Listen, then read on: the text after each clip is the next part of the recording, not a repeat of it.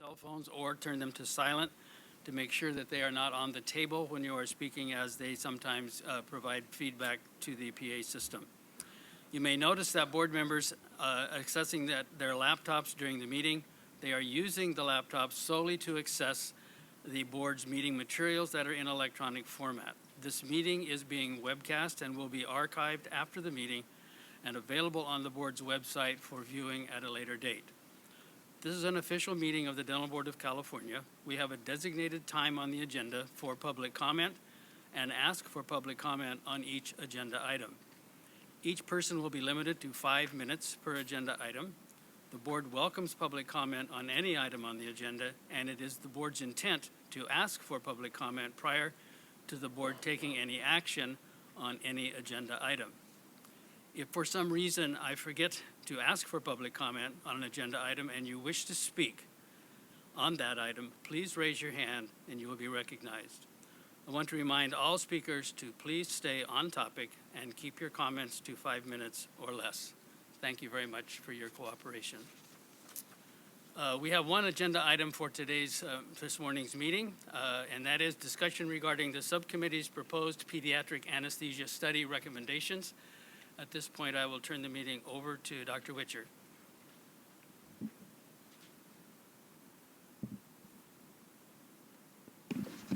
Can everyone hear me okay? Thank you for that introduction, Dr. Morrow. I think for those of you who don't know who I am, I'm Dr. Bruce Witcher. I'm a board member, and I've been assigned to work with the subcommittee on pediatric anesthesia. And I'm here to give you a presentation today on the recommendations that we recently posted on the website.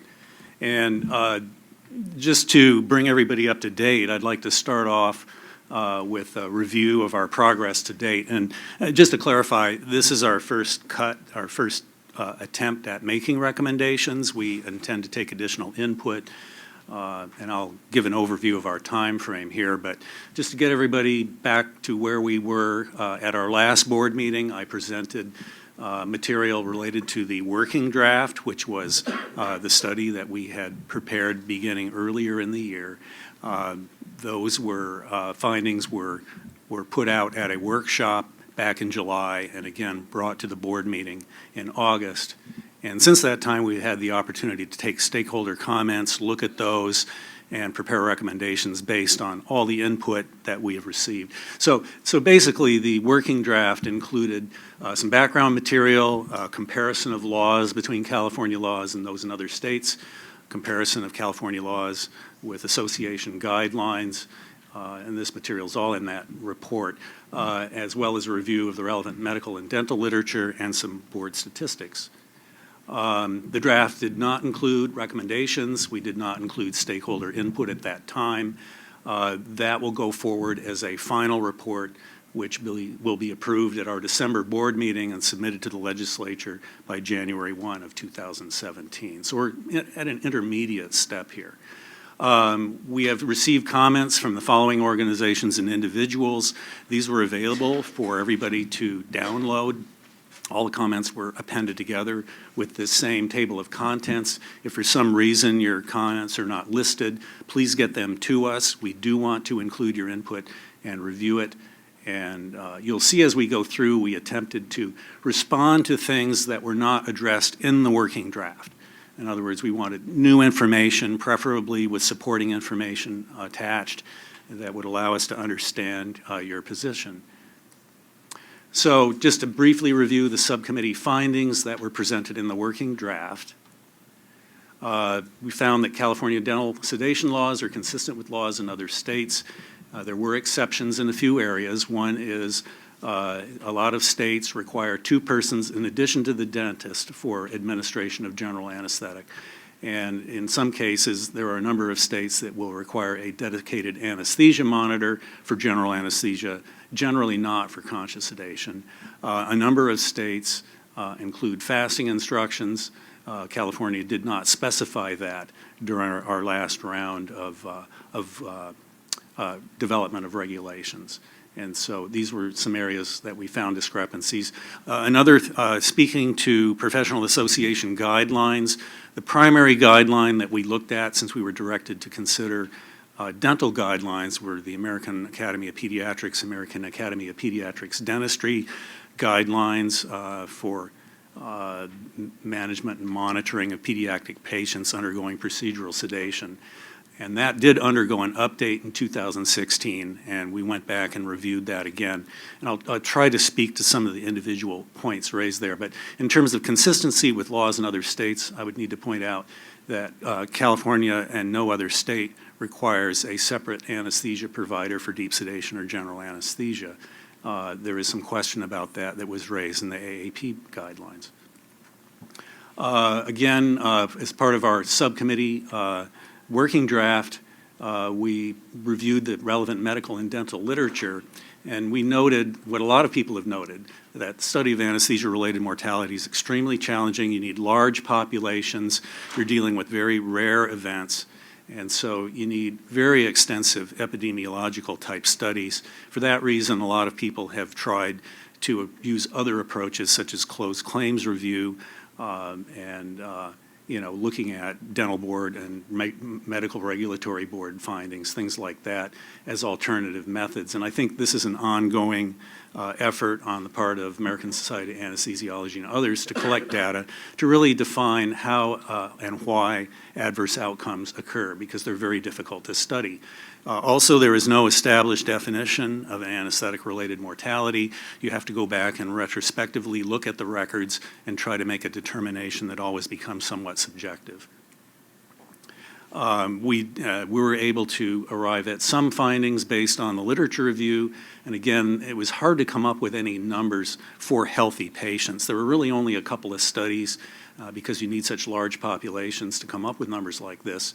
There was one recent study out of Germany where they have, a state healthcare system, so they're allowed to record all the cases, have both what we call the numerator, the number of events, and the denominator, the total number of cases. They accumulated over 1 million cases and found that a mortality rate of 7 to 8 per million was what they saw in ASA1 and 2 healthy inpatients undergoing inpatient general anesthesia. There was an earlier study in the 1989-1990 area done in the Harvard Health System where they came up with similar numbers.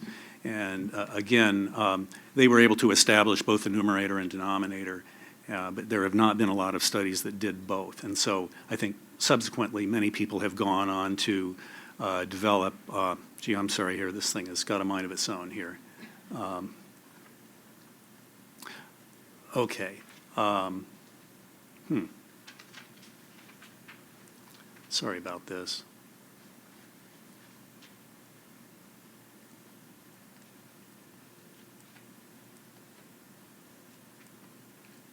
Okay, so baseline that we tried to establish, and this is for inpatient adults, healthy adults, how this extrapolates to dentistry, it's a little bit difficult to say. But anyway, that is one number we came up with. We reviewed pediatric sedation studies. Again, these were a diverse group of studies. The most recent was the Beach study that came out of the Pediatric Sedation Research Consortium. They were looking not really so much at dental sedation, only 2% of their cases involved dentistry, but a variety of other medical specialists who were doing procedural sedation. And again, they didn't have any deaths. They had 4 cardiac arrests, a number of aspirations, and mostly unplanned admissions that they tabulated. And that was a recent study period.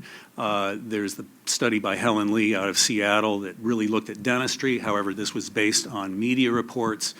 And she concluded you couldn't really make any firm conclusions because it was not, a systematic way of sampling data. There was the study by Shikha et al. Out of Kentucky, and they looked at closed claims from around the country from dental malpractice carriers. Again, this was a closed claim study done for dentistry, one of the few. And again, it takes a long time for closed claims to work their way through the system. So the cases they looked at were rather old, and they examined a rather narrow age group, 13 and under.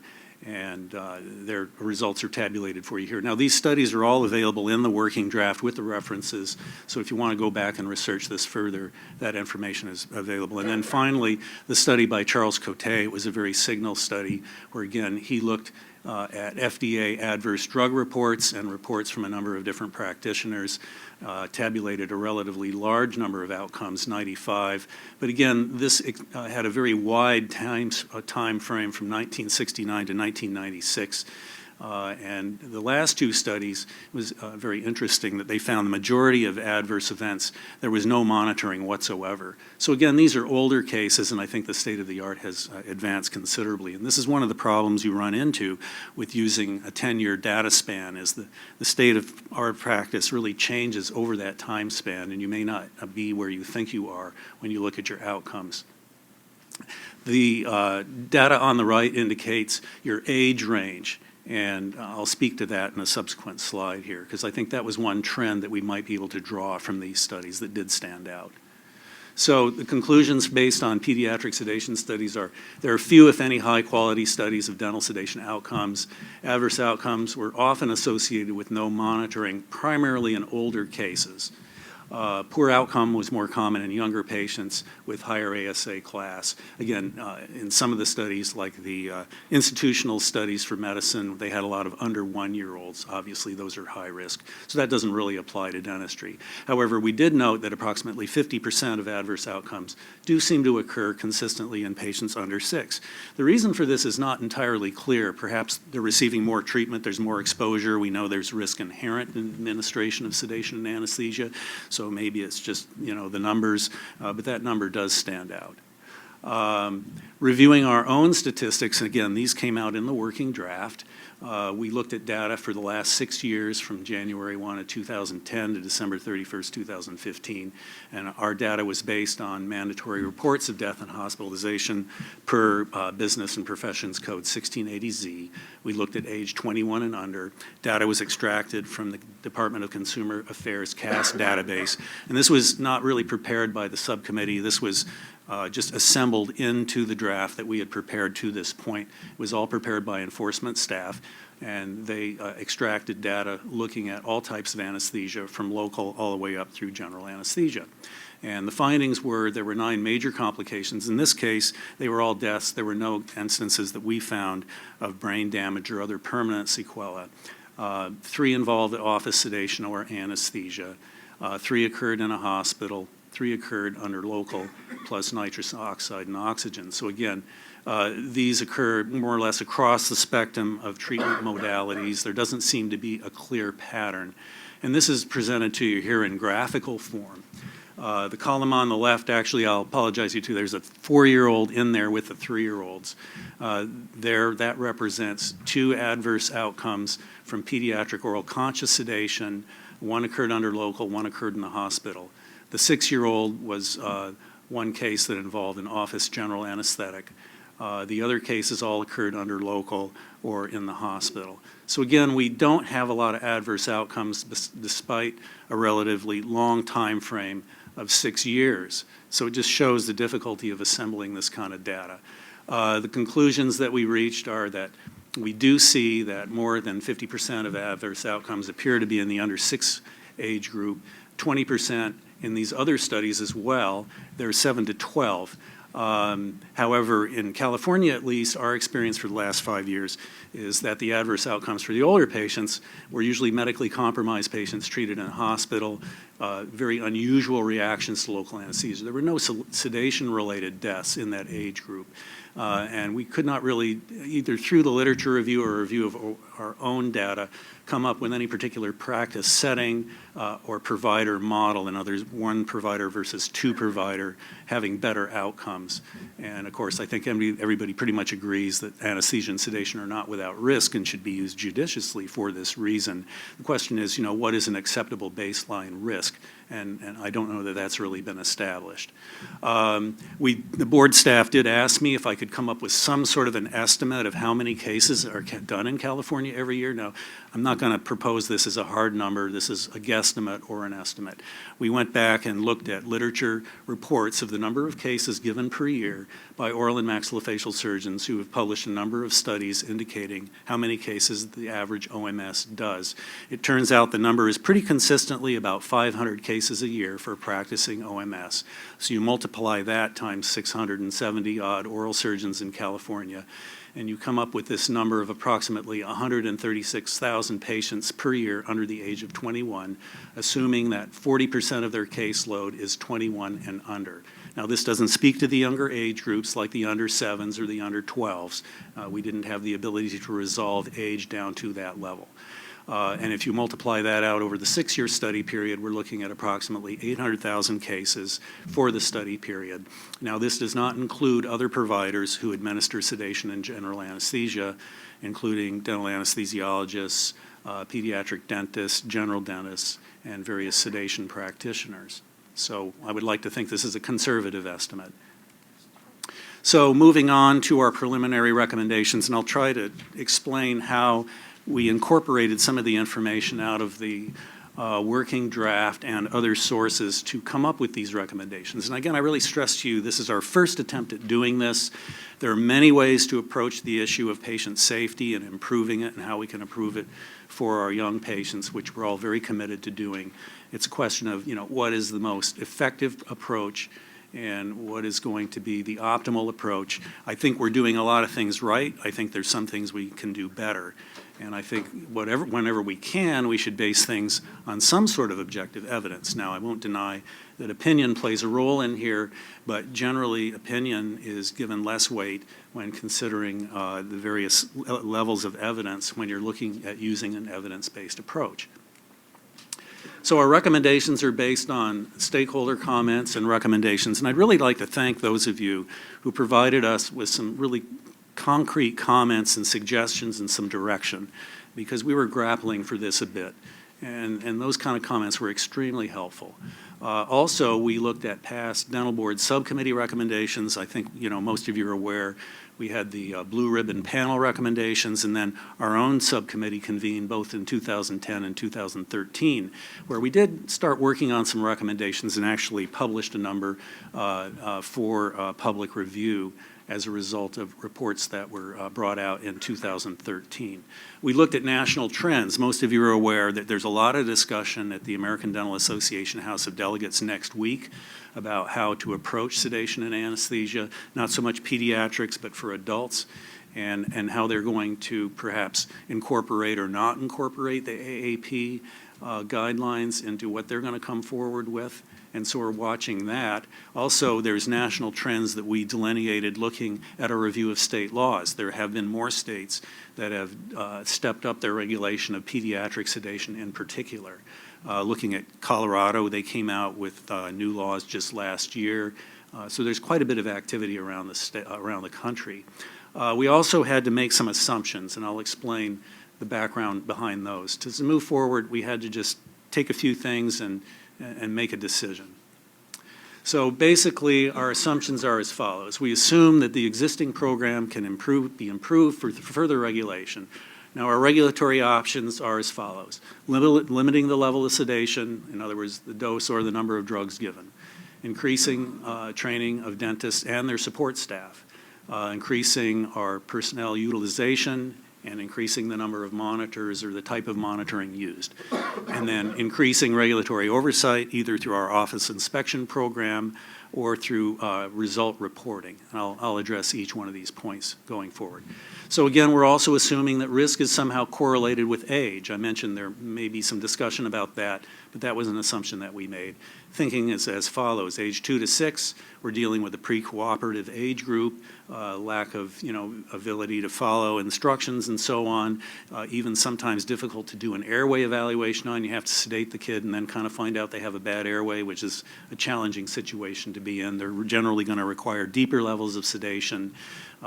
Conscious sedation in a 4 or 3-year-old is probably not a viable option for anything other than the most minor procedures. We defined age 6 through 12 as having intermediate risk based on the outcomes that we saw generally recognizing that 6 to 12 is often categorized along with 2 to 6 for pediatric sedation in California and in other states, and then age 12 to 21 as being lower risk. Now, we have to recognize that airway development, which is what we're really concerned about, may correlate with other parameters other than age. And there are some body nomograms around that you can look at and draw a line on, and it kind of depends on where you draw the line, how this correlates. But basically, airway development kind of parallels growth and development of the child as a whole. The older the kid, the more developed the airway. And also other physiologic changes occur that make them less susceptible to sudden desaturation or loss of oxygen concentration and the related bradycardia that you see that can really be problematic. Also, we're assuming deeper levels of sedation carry greater risk. I think there's debate about this. I think a lot of people in this room would agree that a well-conducted general anesthetic is safer than a poorly conducted moderate sedation. But again, we made this assumption. We also assume that our training is going to be effective. And training is an area where we need to do a lot of further development. There's been the evolution of simulation into training. You can't really train on emergencies because they're so rare, so maybe we can use SimMan and really high-tech devices run by people who know how to run them. It becomes very labor-intensive, but I think that is being recognized as an effective approach to training, certainly better than going to a lecture and looking at some slides. We also are assuming that increased monitoring reduces risk. Interestingly enough, if you look at the evidence behind this, there is some debate about this. But I think still most of us recognize that monitoring is good. If nothing else, it focuses your concentration on the patient, makes you pay attention, and at least that is a reason for improved outcomes based on monitoring. We're also assuming that increased oversight will lead to improved outcomes. Well, it's going to take a step beyond that. You can't just collect data. You have to do something with the data and use that to improve your program. So there's a couple of steps. Oversight alone will not do it. Again, now we set some objectives for ourselves, and some of this came from stakeholder recommendations. As I mentioned, some were our own prior subcommittee recommendations. First, adopting consistent terminology. We've heard a lot about this, and I'll go through this in more detail, but it really revolves around having consistent definitions of level of sedation, so we're all using the same terms, and we all know what we're talking about. There's this concept that's being discussed at the ADA and other places. It has to do with recognition that level of sedation is independent of route of administration. In other words, if you give a lot of oral benzodiazepine or a sedative drug to a person with obstructive sleep apnea, they're going to get sedated. They may lose their airway. They may actually enter a state of deep sedation where they need airway support, even though they've received an oral drug. So the concept of regulating to level of sedation rather than by route of administration is very much current and out there, and that will be discussed at the ADA House next week, and it'd be interesting to see what they come up with. There has been a lot of input from our stakeholders that we should utilize age stratification as part of our permit system. And the reason for this is to recognize age-related differences in physiology that I referred to earlier. In other words, growth and development of the airway, changes in the physiology, that the metabolic demand for oxygen and so on that evolves over time to make sedation more of a viable option in older patients. Also, our objective was to improve our monitoring practices and to employ newer technology where it may be useful. Primarily, discussion at the ADA will center around the use of capnography, and ECG is an old standby. It hasn't been required in California in the past for moderate sedation. It is for general anesthesia, and so this has a place in the discussion too. And just to review a little bit about patient monitoring so everybody understands, because those of us who don't use monitors on a regular basis, it's just nice to have this refresher. I brought this up at the last board meeting, and I'll bring it up again here. So first you have your ECG, or electrocardiogram. That's an electrical representation of the rate and rhythm of the heart, electrical activity only, but it kind of gives you an indication that the conducting system of the heart is working properly. You have your pulse oximeter, which indicates the amount of oxygen carried in the blood. You have your capnograph, which measures exhaled CO2. This gives you a real-time reading of respiration, lets you know the patient is breathing, producing carbon dioxide, and that the airway is patent. You have your pulse and blood pressure, which of course are baseline vital signs you're going to want to know about. And then you have direct contact with the patient, listening to breathing sounds, checked by listening through a precordial stethoscope. And in addition to this, of course, you have observation. You're watching the patient move. You're having your staff watch patient respiration, chest wall movements, looking for obstructed breathing patterns and things like that. So there's quite a bit of monitoring that can be employed here. Other objectives are to match your education and training to the planned level of sedation. In other words, the assumption here is greater levels of sedation carry greater risk, therefore people need greater training in airway management and emergency management if they're working at deeper levels.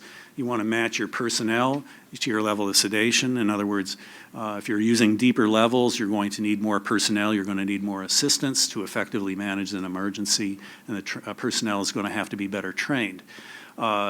We looked at increasing regulatory oversight. Some of this is now already going into effect as of January with AB 2235 in terms of how we do our reporting and tracking. And then, of course, I'm recommending some improvements in the office inspection program that come out of our 2013 report.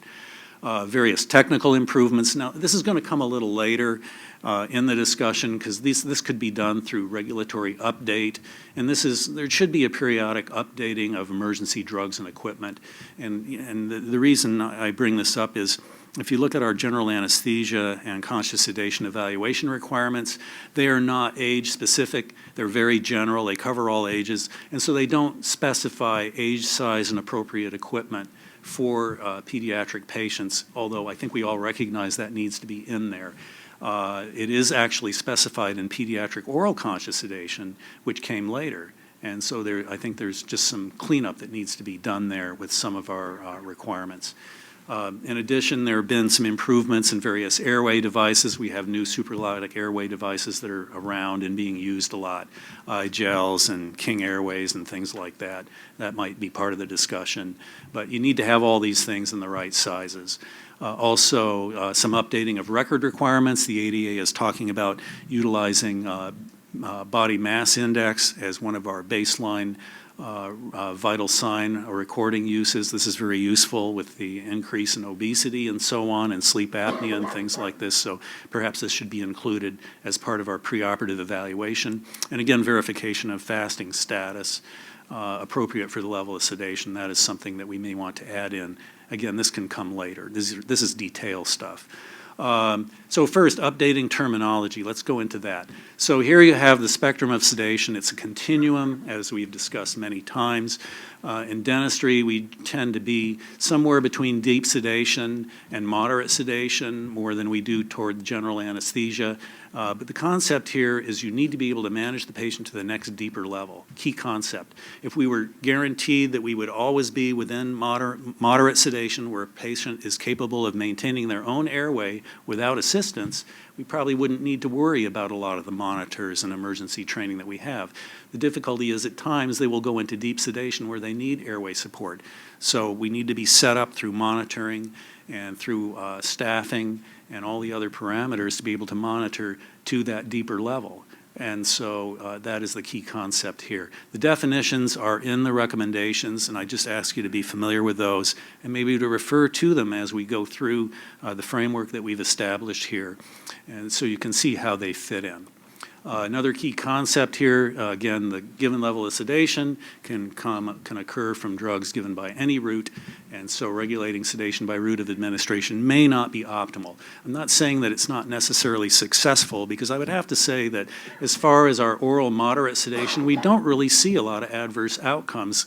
I'm assuming that most of our practitioners are using fairly reasonable doses, and they're not getting into doses that really exceed the FDA recommended minimums by a large amount. But anyway, it doesn't really seem to be a problem, but conceptually, I think there are some issues with it. So some of the things we would need to address through statutory change And because our permit system is established in statute, that would be one of the things that would need to be part of any changes to the laws that occur. The other thing is our definitions are in statute. If we're going to update the definitions, that will also require statutory change. So again, here's an approach to restructuring the system. And again, there's a lot of ways to do this. This is one suggestion, and I'm going to ask you to take a step back, take the 20,000-foot view, and maybe try to envision where we want to be in terms of the individual components of this that improve patient safety rather than focusing on the permit system structure itself. Because I think we may be able to get there making improvements to our existing system as well as completely reinventing the entire wheel. And I'm hoping the board will have some discussion about that. So our current permit system employs the four following permits: general anesthesia, conscious sedation, which is basically parenteral given by other than an oral route, moderate sedation, the oral conscious sedation for adults, which is oral only, and the oral conscious sedation for minors, which is under 13. So the age group that we have traditionally used to differentiate adults and minors has been 13. So that's where that number comes from. The ADA uses the number 12, fundamentally the same thing. They basically support the AAP guidelines as of now, as of 2012, for patients 12 and under. Well, we're saying 13 and up and under 13, sort of the same thing. Also, our personnel requirements in current law require patients continuously monitored by licensed personnel on a one-on-one ratio, regardless of the depth of sedation, regardless of what you're doing. So again, there's a lack of specificity with our current laws. The proposed sedation system would stratify this according to age. And I spoke earlier about using age stratification to construct our permit system. Now, you could maybe do it within a permit category as well as developing a whole new category. The idea, though, is you want to scale what you're doing based on age. For general anesthesia, based on stakeholder input, we picked age 7. That is a bit of an arbitrary age. The reason that age was picked is because there's a bill called AB 2003 that passed back in the 1990s, I believe, that provided some insurance coverage for treatment of patients in an outpatient facility under general anesthetic administered in a facility for patients under age 7. Now, there are some holes in that coverage, but that was on the books, so that was why that age was picked. And again, it incorporates that younger age group that we identified as being higher risk. The moderate sedation permit would be age 13 and up and under 13. What we've done here is taken the ages from our oral conscious sedation permit, put those into moderate. If we're going to combine oral moderate in with other moderate, it made sense to do this. The minimal sedation under 7, and I'll explain a little bit more about this as we go through it. Again, the age 7 was picked by one of our stakeholder groups that submitted some good comments to us, and again, it was because of AB 2003. Now, here's the individual components we want to look at. So we're going to stratify by age, stratify by depth, according to level of permit, and we're also going to look at some other improvements. One is, what do we want to do with our educational requirements? We'll talk about where we are and where we might want to go. Our personnel, we'll focus on that. That's received a lot of discussion. As I say, that was an area of inconsistency between our laws and laws around the country. Our monitoring, I mentioned that we want to improve our monitoring practice. The office inspection, how that plays into this. We currently have office inspection for our general anesthesia permit holders and our IV or conscious sedation permit, which we would now be calling moderate sedation. Also, continuing education. I'm not going to spend a lot of time on CE because I think we have some CE numbers that are pretty reasonable now. I think it's more the nature of the CE that we might want to look at. And I'm going to leave that as a detail. There is a requirement for the number of hours of CE, which is in statute. And so if we're doing statutory change, that will need to be looked at. So let's start with general anesthesia. Okay, now this is our proposal, just our first cut. And again, I think it's generally recognized that completion of a CODA-approved residency in general anesthesia, 1 year minimum, is acceptable for issuing a general anesthesia permit. That's a national standard around the country. It's recognized by most medical facilities through CMS guidelines, and so that appears to be an acceptable standard. And I didn't get a lot of comments to the contrary about this. There was one group, because there are two different types of residencies that do train in general anesthesia. One offers 3 years, which is your dental anesthesiology residency. One offers 1 year. But again, going by the national standard, this seems to be accepted. This is also accompanied in our laws by training in advanced adult life support or an equivalent course. And again, we saw no reason to change that other than recognizing that adult ACLS has a lot of limitations, may not really be the best course. We are working on replacements for that, in particular instituting sim-type training, simulator training. But again, we're not quite there yet to where we could put that into a legal requirement. Now here we added for patients under 13, definitely the provider should have training in advanced life support for pediatrics. And again, there were a lot of states that require PALS. California does not. PALS may not be the optimal course, so I just put down a course in pediatric advanced life support. It could be PALS, it could be as determined by the board if something better comes along. But the current AAP guidelines do suggest PALS training, and so I think that's a good starting point. And again, we use this age 13 because it's in our existing laws. Now, one thing that did not make it into the handout, and I need to add this in and make sure I make this clear, is the support staff for offices or practices treating patients under 13 should also be trained in pediatric monitoring and resuscitation. It could be PALS or some other combination, but they're already trained in monitoring and resuscitation of adults. There is some overlap there, but a specific pediatric component is part of most of the anesthesia assisting courses that are given. Perhaps that needs to be augmented. Okay, now here I need to make some clarification also because different laws around the states talk about personnel in very different ways. And in the handout that I put out, it didn't have this one phrase in parentheses here that I think will address a lot of questions. So we're talking about a minimum of 2 staff members in addition to the dentist who holds the permit, which is currently standard practice, not required by California law. So you have at least 1 person trained in monitoring and resuscitation of sedated patients on your staff in addition to the provider, and 1 dedicated to monitoring, presumably the one who's trained in monitoring and resuscitation. So the idea is you have at least 3 people present at all times whenever general anesthesia is given, at least 2 that are trained in advanced airway management, monitoring, medical office emergencies, resuscitation. And so you got your permit holder who has that training, and you have at least 1 staff member who has that training, and you have a dedicated person to monitoring. And that is emphasized in a lot of the guidelines that we saw. The question comes down to whether there should be a dedicated person for monitoring and administration. That is an area of controversy. You're going to argue that one back and forth. We did not find any other states that require that for general anesthesia. That is a subject for further discussion. As far as our monitoring goes, the current state of the art is the full range of monitors, including ECG and capnography that I've described. It's not required by law for anything other than intubated patients where you are required to use capnography now. In other words, if you're using an open airway technique where the patient is not breathing through a tube, you're not required to use capnography. However, most association guidelines and most of the anesthesia providers in California are now using capnography for general anesthesia on a routine basis. So there's no reason this shouldn't be codified. I think that would clarify things quite a bit. So now here's where we added a new section, and again, this was based on some suggestions by our stakeholders, and we felt that there was some support in the literature for this. If we're going to classify our 2 to 6s as higher risk for all the reasons that I've outlined, I think they deserve some special consideration, particularly when general anesthesia is given. So the proposal was to add a competency requirement, because the Code of Guidelines do have an area where one might question whether the people who do 1 year of anesthesia and are required to complete a month on pediatrics with the age being 18 and under, the question is, do they get sufficient training in management of the young patients under 7? And I think some do and some don't.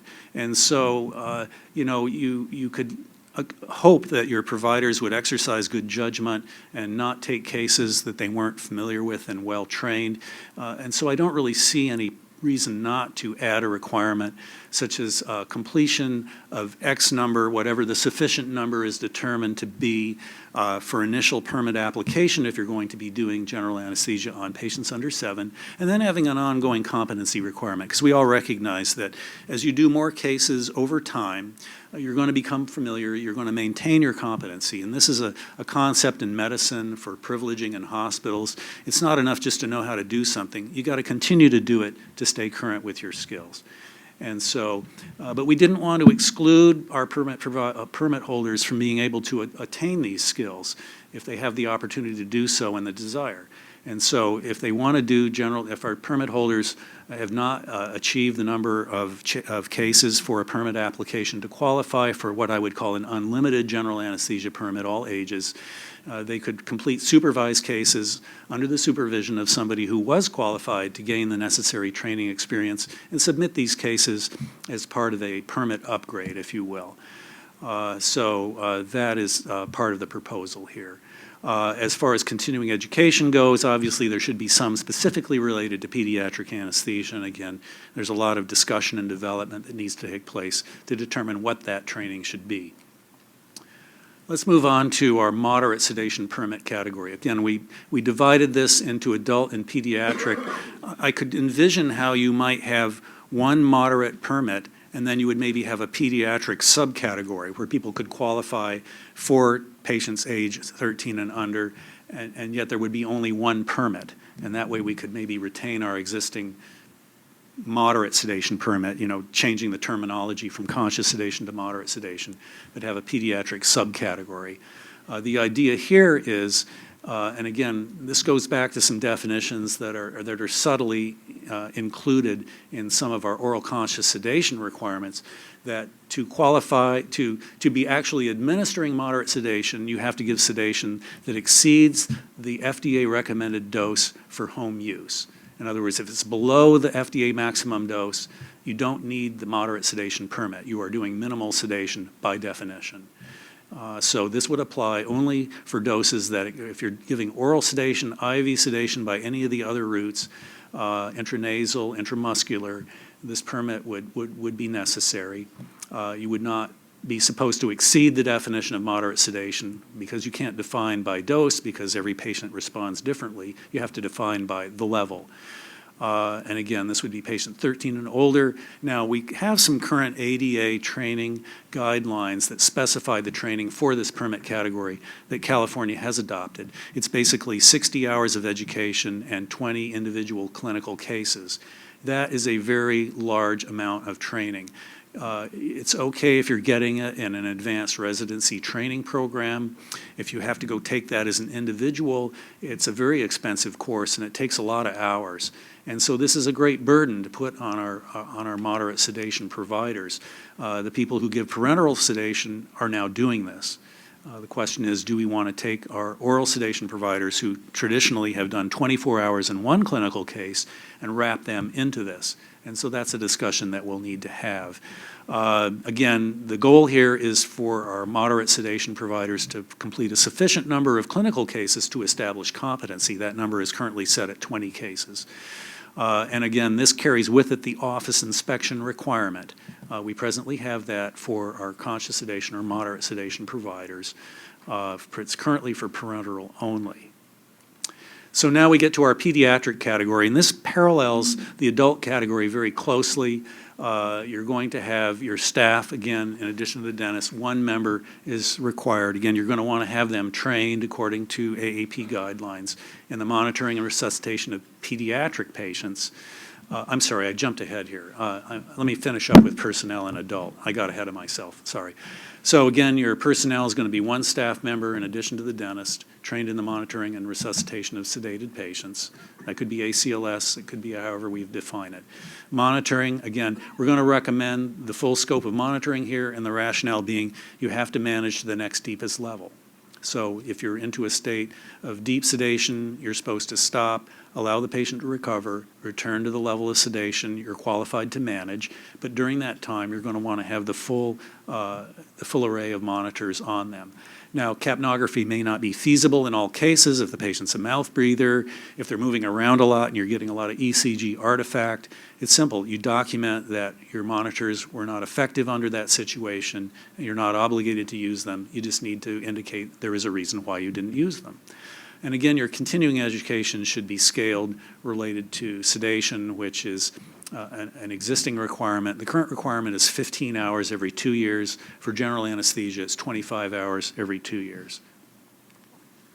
Pediatric moderate sedation. Now, back to this. Sorry, got ahead of myself there.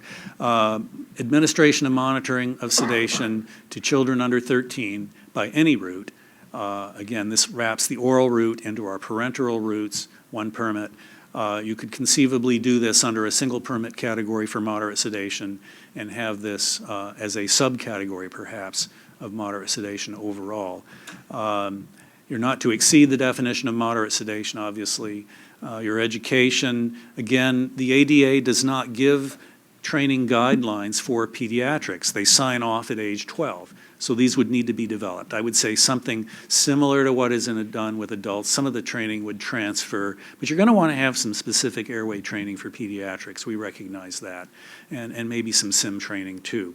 Now, this would be more readily achieved in a residency training program, so I would envision our pediatric dental residents qualifying for this. For others, it may be difficult, and so this is a sticking point where the training may be very difficult to get the 20 cases for children that you're going to need if we set the bar there. And so that's something where we really need to decide what's practical, what's achievable, and yet what's going to meet the goals of sedating patients safely. So staffing for pediatric moderate, again, going to your AAP guidelines. We're talking about one staff member in addition to the dentist. However, the training requirements have been amplified somewhat. In other words, the training has to be in the monitoring resuscitation of pediatric patients. You could specify that as being PALS, you know, the AHA PALS course, or some other combination of courses. I know that the AAPD has a new course that they're bringing out that's being given, I think, later this month, that includes simulation training. I think that's the direction we want to go. Interestingly, the Pediatric Sedation Research Consortium puts on a course too, and it's supposed to be a really excellent course.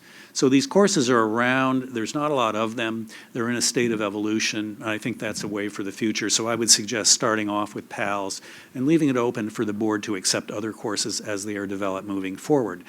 Again, if we're doing an office inspection for moderate sedation, we should do it for this as well. So that would be a requirement every 5 years, or every 6 years for moderate. We can make it every 5. It just depends on our capacity to do office evaluations. And of course, continuing education should be dedicated to training in pediatric advanced life support. And you're going to want to train your staff in this as well. Moving on to pediatric minimal sedation. Again, this was a stakeholder recommendation, which I thought was really worth bringing to the board for your consideration. The reason is that your moderate sedation for pediatrics permit, if it's going to have a really steep educational requirement, there has to be something that's reasonable for people to use that is much more achievable. And that's where we arrived at this minimal sedation permit for patients under 7. Again, in the past, minimal sedation has not been regulated in California, and this is less than the FDA maximum recommended dose for home use. So for this purpose, we define this as a single dose of a sedative drug meeting the definition of minimal sedation, which means your cardiovascular and respiratory function is unaffected. Basically, they're relaxed, they're somewhat more cooperative, but their breathing and their cardiovascular function is not impaired. So it would be single dose, single sedative drug plus nitrous oxide, oral route only. The wording here is unlikely to produce moderate sedation. Recognize that once in a while you'll have to manage to that level, but hopefully not. And again, we recognize the need that for longer cases, you may not have the working time you need to do a lot of dentistry with a single dose. So if you wait until the patient has passed the T1 half or the peak effect, that you may give one additional supplemental dose of the same drug to kind of get you through the rest of the procedure. And we thought this was minimal for the type of approach being used. Education, current oral sedation for minors permit, something on the order of 24 hours. The ADA says 14. It doesn't need to be a lot of training, but I think we recognize there needs to be some. Anytime you're treating pediatric patients with sedation, you need to know, how to do some airway management, how to do some resuscitation, have some basic education in physiology. Personnel, again, don't need a lot of staff for minimal sedation, one staff member, preferably with some pediatric monitoring and resuscitation training. Again, you don't need the full complement of monitoring because your cardiovascular and respiratory function are unaffected. Your continuing education would be something on the order of 7 hours, as it is for your current pediatric or oral conscious sedation for minors permit. And of course, current basic life support is a given. That is presently required for all dentists, and so certainly that would be included here. So that's the section on the permit structure. And you can see how we tried to kind of weave various objectives and various assumptions into addressing the education, the staffing, and the monitoring. Those are the big items that we're trying to use to improve safety. And of course, the ongoing record keeping and reporting and so on is pretty much a given now.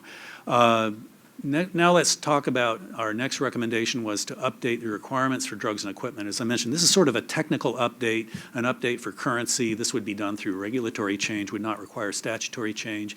And this is, again, just addresses some of the permit categories where age and size appropriate equipment was not actually spelled out as a requirement. And again, this has to do with properly sized bag valve masks, airways, supraglottic airways, endotracheal tubes, and so on, all the things you need to manage an airway.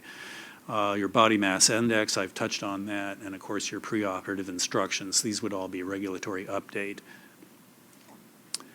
And our other recommendation, of course, was to improve data collection. Again, this was going to be a committee recommendation regardless of what happened with AB 2235. Well, now that is going into law in January, so we will be changing our reporting requirements for 1680Z to be much more extensive, much more specific. That is something that we would support, of course, regardless. There was also a stakeholder suggestion that we report the annual number of administrations every time a permit is renewed. As long as this isn't overly onerous, I think it's a really good suggestion because this would help us develop a denominator, understand the number of cases that are performed in California for each level, and then when we look at our outcomes, we have both the numerator and the denominator. The drawback is you really need 10 years of data to even come close to having data that will support any kind of statistical analysis. By then, practice patterns may have changed. And so, but this is one approach that could be used, and I think, if it isn't, excessively onerous, and our staff can support doing this, this would be a worthwhile thing to do. So it was a subcommittee recommendation. Again, updates to the office inspection program. These were carried forward from the 2013 recommendations. Use of a single evaluator. We presently need to send out 2 evaluators for every office evaluation. Great in theory. The thing that we find is it's very, very difficult to schedule office evaluations when you have a doctor, a patient, and 2 evaluators. Now, for an initial evaluation, I think this is very important. You really should send out 2 people because, 2 sets of eyes are always better. For a repeat renewal, maybe not. Now, if you have a problem evaluation and a permit holder fails the evaluation, obviously you'd want to send out 2 people to kind of adjudicate the case. And what happens after a second-time failure is these cases are referred back to the board where we either order a third evaluation or deny the permit. Now, what's been happening, and this is something we found just fairly recently over the last few years, is that if we deny the permit holder simply applies for a new permit, and then there really isn't good grounds for denying the permit or revoking the permit because there hasn't really been an offense that would merit discipline. And so they wind up getting another permit back. We have to order the third evaluation anyway. We haven't even accomplished anything. So we would want to seek authority to require remedial education following an evaluation failure. And again, this needs to be developed a little more, but the idea is, if somebody fails a couple of times and we deny them a permit, we want to be able to actually follow through and do a little bit more about it before they reapply. Okay, so moving on to the conclusion here, next steps. As I mentioned, this is our first take. We recognize that there will be additional stakeholder comment, additional input. This is our first attempt to address as many comments as we can to try to come out with a fair and balanced approach. As I mentioned, there's a lot of ways to get there. It may be utilizing some of our existing categories and adding requirements for education, staffing, and monitoring to them, maybe having some subcategories for your pediatric age groups within those permits. Maybe we have to define a whole new permit category. That's something we need to identify. The point is, I think we want to have reasonable requirements with pediatric-specific training and education, not only for our dentists, but for our staff. We recognize that ACLS and PALS are established courses that are widely available, but I think we need to think about developing new courses, such as those who employ SIM-type training, and that means developing new educational requirements that may go into regulations so we know what kind of courses to approve. We need to define how many hours and what type of continuing education. Right now is 25 hours for general anesthesia, 15 for conscious sedation, several for the moderate oral categories. Is that enough? Do we want to change the nature of it? That needs further discussion. And again, how we train our staff. There's a lot of development work needed here. We have courses that are given, that are put on by the ADSA, by California Association of Oral and Maxillofacial Surgeons. AAPD now has a course. So do we adopt existing courses, or do we develop new ones or add to the ones that we have with additional educational requirements for staff? But the staff clearly needs to be part of this. Our age requirements for pediatrics, you know, we picked age 7. As I say, it was somewhat arbitrary. It was based on what's in existing law. The same with age 13. Those are somewhat arbitrary points, but I think, you know, we tried to identify some reasons for picking those age groups based on the risk category, based on age. The number of cases required for competency. We had suggestions, you know, particularly if we're talking about the general anesthesia category for under 7, as few as 10, as many as 200. We need to arrive at a number that's somewhere in between, that's achievable, that will assure competency, and yet is, you know, is something that can actually be done. Otherwise, we just have a de facto ban, which, you know, is something to consider, but I don't think that's really where we want to go. And then, of course, we're going to identify additional issues going forward through stakeholder comments to help shape where we want to go with these details. So that concludes my presentation. Just in closing, I'd like to say all comments that you submit will be considered. They are most helpful if they're substantive. In other words, they're specific, they're factual, they're directly related to the committee recommendations. They're within the range of possible actions, things we can do, and they raise a legitimate point of discussion or debate.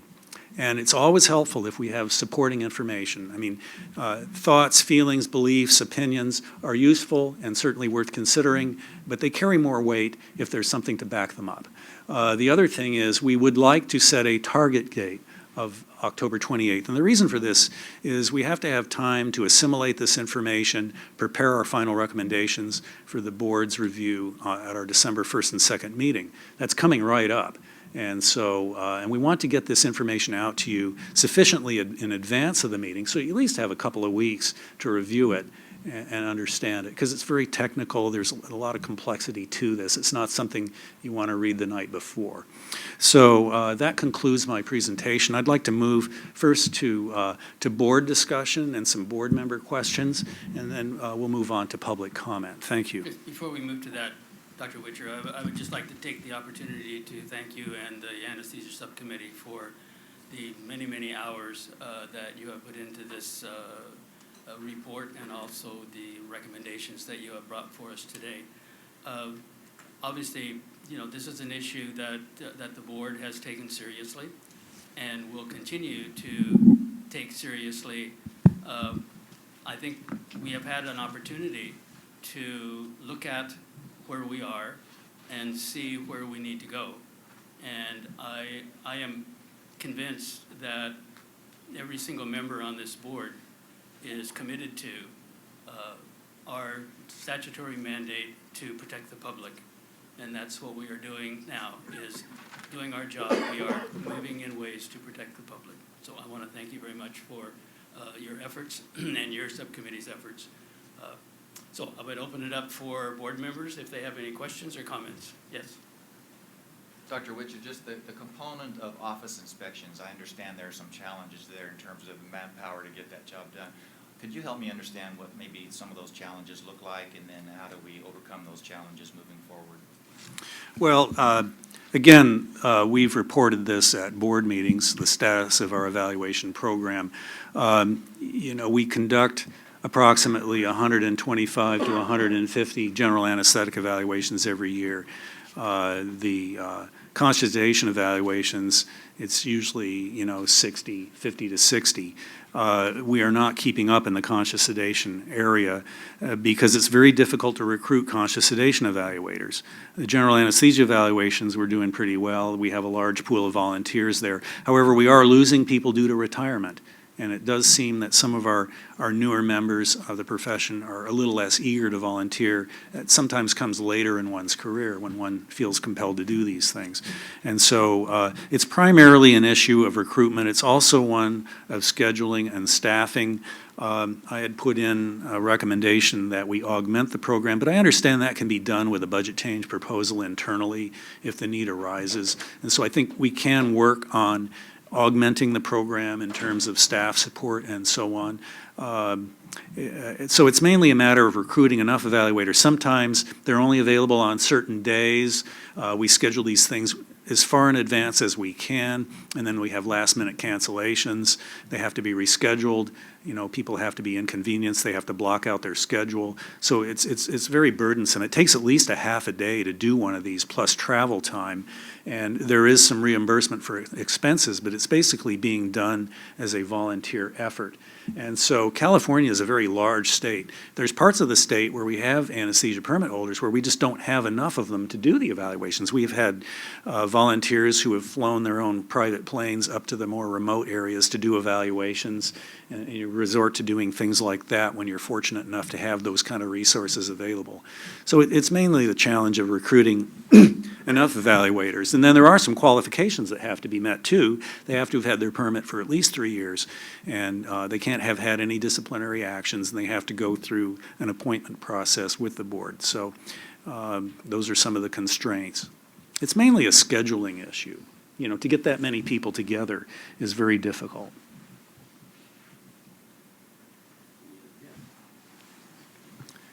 Dr. Richard, thank you so much for this presentation. I know you did a lot of work to put this together, so thank you so much for that. I just have a couple of questions regarding the proposed permit system that you presented. I noticed that you have a new category for minimal sedation for patients under age 7. So at the current time, the oral conscious sedation for minimal sedation permit holders is good for patients up to the age of 13. So what happens to the patients in that age group from 7 to 13 if a provider wants to do minimal sedation for that age group? Does that mean that there's no permit required? And also my second question has to do with the adult OCS permit holders. What's going to happen to that category because it's not in this permit system? Yeah, let me take the first question there. You'll notice when I addressed adult moderate, I mentioned that if a person is using less than the FDA recommended maximum dose, no requirement applies. They may give that without a permit. Okay, minimal sedation, traditionally in California and a number of other states, I think only about 9 states actually regulate minimal sedation. So again, that would apply all the way down to age 7. Now, the problem with 7 to 13, or I guess 7 to 18 actually, is there's no FDA recommended dose. So there they have to go by the definition of minimal sedation. In other words, they should not exceed a dose of sedative that goes beyond minimal sedation for age 7 to 13, unless they have the moderate sedation permit. So they could still do it. It would just have to meet the definition of minimal sedation, defined either by the FDA recommended maximum dose for 18 and up, or by the definition of minimal sedation going down. And that's what exists with the current moderate OCS permit, oral conscious sedation permit, is they are limited by the definition of moderate sedation. There is not an FDA recommended dose for pediatrics for moderate oral sedation. There's some dose ranges that are recommended for the drugs, but there's not a recommended dose for unmonitored home use. So that has to be defined by the level at which you're going to achieve. Originally, I had put 13 and under for minimal. Some people felt that that category should not be regulated at all. My feeling is anytime you're giving sedatives to a child 7 and under, you've got to have some training and you got to have some staff, and there really should be some requirements. Even though they may not be onerous, you need to at least have some idea how to manage an airway and so on. So that was the reason we put the minimal category in. Well, my concern is that I think in your presentation, there was a section where you mentioned like 20% of the deaths related were in that age group from 7 to 20. So what happens if we have an 8-year-old? Well, you could use They're gonna minimal die sedation. During some sort of Yeah. minimal sedation, Yeah. then are we going to go back, and look at that and then start working on this document all over again? Well, again, we can only use the data that we have, and the age ranges are somewhat arbitrary, and I certainly wouldn't see a problem with extending the age range for that minimal permit up to 13. That was originally where I had it, but we could go down, we could put the age wherever we feel is appropriate. Again, I think, the takeaway message, I think, is that minimal sedation carries the least risk of any category because you're assuming that respiratory and cardiovascular function are unaffected. We identified the 7 to 12 age group as being intermediate risk, and so I think it's a reasonable pairing there. But again, you could argue that both ways. I mean, if you want to go through greater protection and take it up through 13, that could be a valid argument. But again, just to clarify, I'm glad you brought that up because I wanted to clarify that point. And the question is, what do we do with our existing permit holders? Well, I think that's a question. I think there was a lot of concern that came to me kind of through really kind of third hand that people did not want implementation of these changes to interrupt continuity of care. In other words, we have ongoing patients, we have ongoing kind of modalities of treatment that we're using. You can't just abruptly change this. So there should be some kind of a transition, either set a date of implementation out a ways to allow time people to get the training and transition.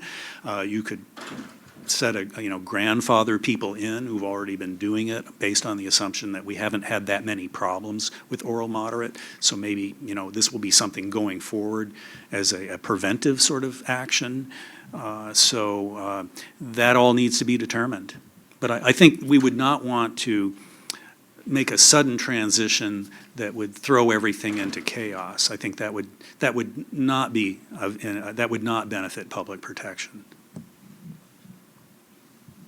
Anybody else? Yes. I'd like to thank you too. This is an incredible amount of data, incredible amount of work. So we are all very, very appreciative of that. You answered one of my questions because I visualize people with 2, 3 more permits depending on an age group. So you did answer that question. But I had another question about the competency requirements. That was not clear to me. On the one hand, you have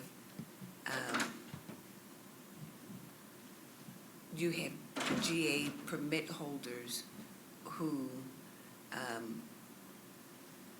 haven't had the defined training and experience. But then on the other hand, you talk about completion of sufficient cases. And how do you do that?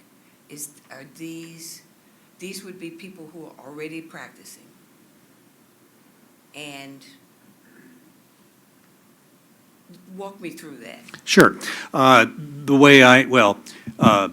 Again, the idea is to establish at time of permit application that a person has sufficient training and experience in the younger age group to be eligible for that permit. Okay, then if they are continuing to treat X number of patients of that age group going forward, they would basically sign an affidavit subject to audit that they had done those cases. and then they would be eligible for renewal. Now, your question, I think, is more to how would they achieve that? We'll say if you did not qualify for the under 7 permit, you would bring in a provider, dental anesthesiologist or medical anesthesiologist or another qualified individual who had the unlimited permit, have them supervise you directly doing cases on that age group. So they're there as a separate provider. And then when you do your 10 or 20 cases or however many, you take those cases, submit them to the board, and then, if approved, you would be eligible for that permit and you could resume treating patients in that age group.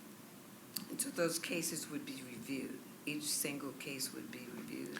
Well, I think it would be extremely difficult. Again, this concept was taken from our elective facial cosmetic surgery committee, where people who want to obtain that permit have to submit operative reports, and going over those op reports is really laborious. So my suggestion is that they merely be required to sign an affidavit that they have completed those cases, and then the board would have the authority to call those records if there was any question about it and review them. But it wouldn't be a routine thing. I mean, we could talk about what level of oversight is appropriate for that and what is needed.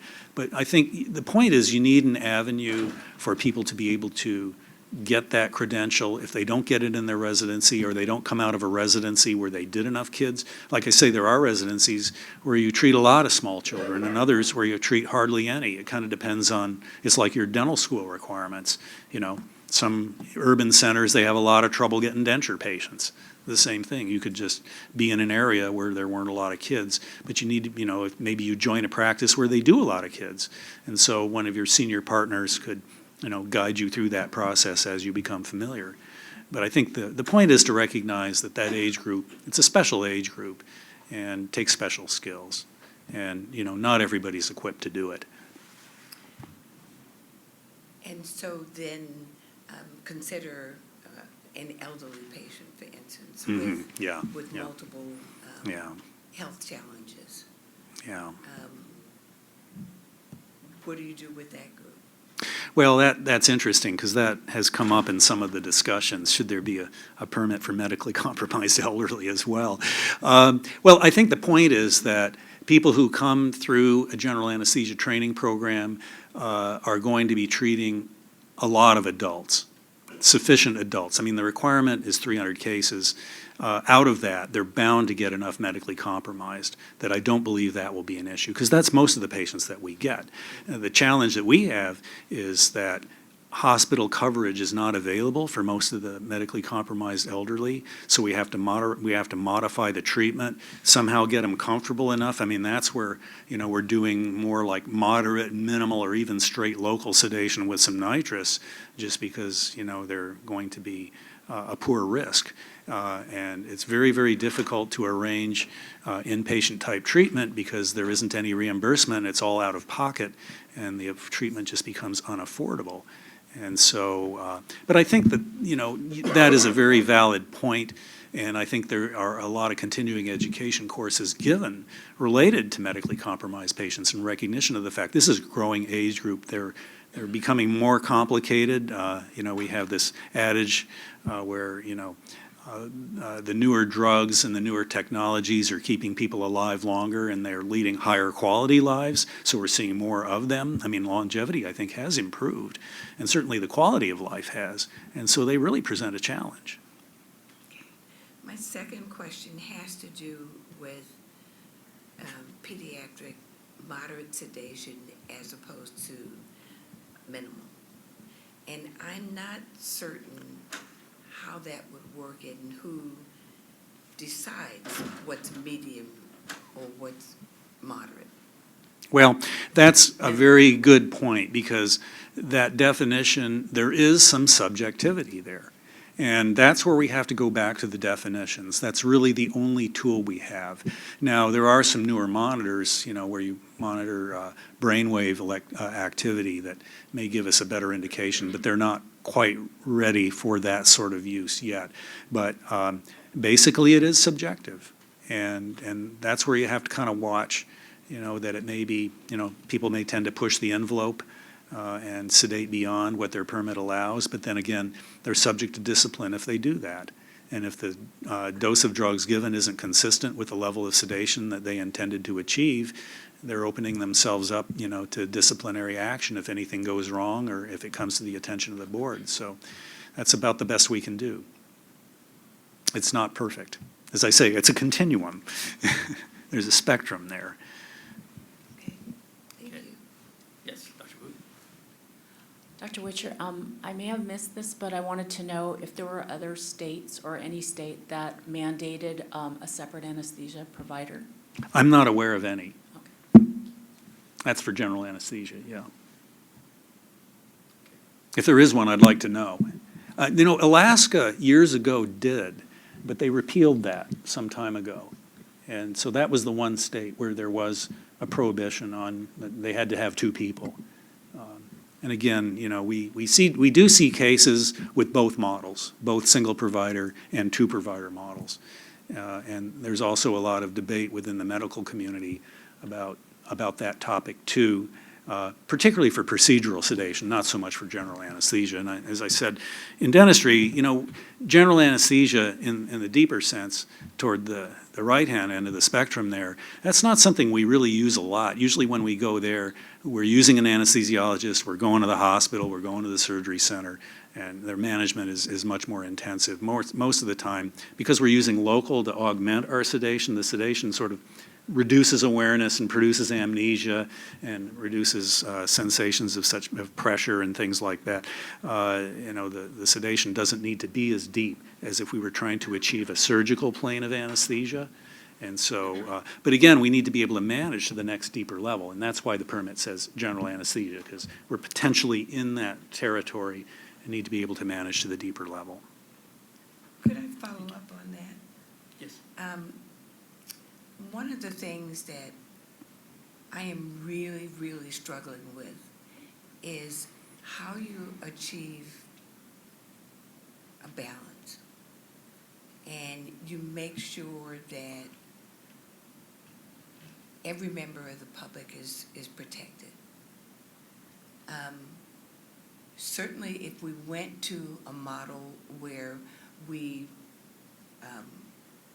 suggested something like that, where you had a separate anesthesiologist, it certainly is a greater protection to the public. But the other thing that we face in this state is the number of low-income and poor children who wait months and months and months for care. And how would that care be impacted with that additional requirement? I really struggle with that. Because I think that we have all been to the public free clinics and free days, for instance, what CDA does. And you see the number of children there. And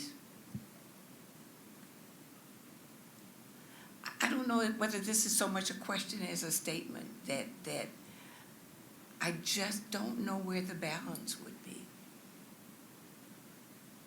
Well, the only way I know to answer that is to look at the outcomes and try to make some sort of a determination there. We don't have perfect numbers. The numbers that we have are the numbers we have to deal with. Unfortunately, you never have all the information necessary to make a decision. And, that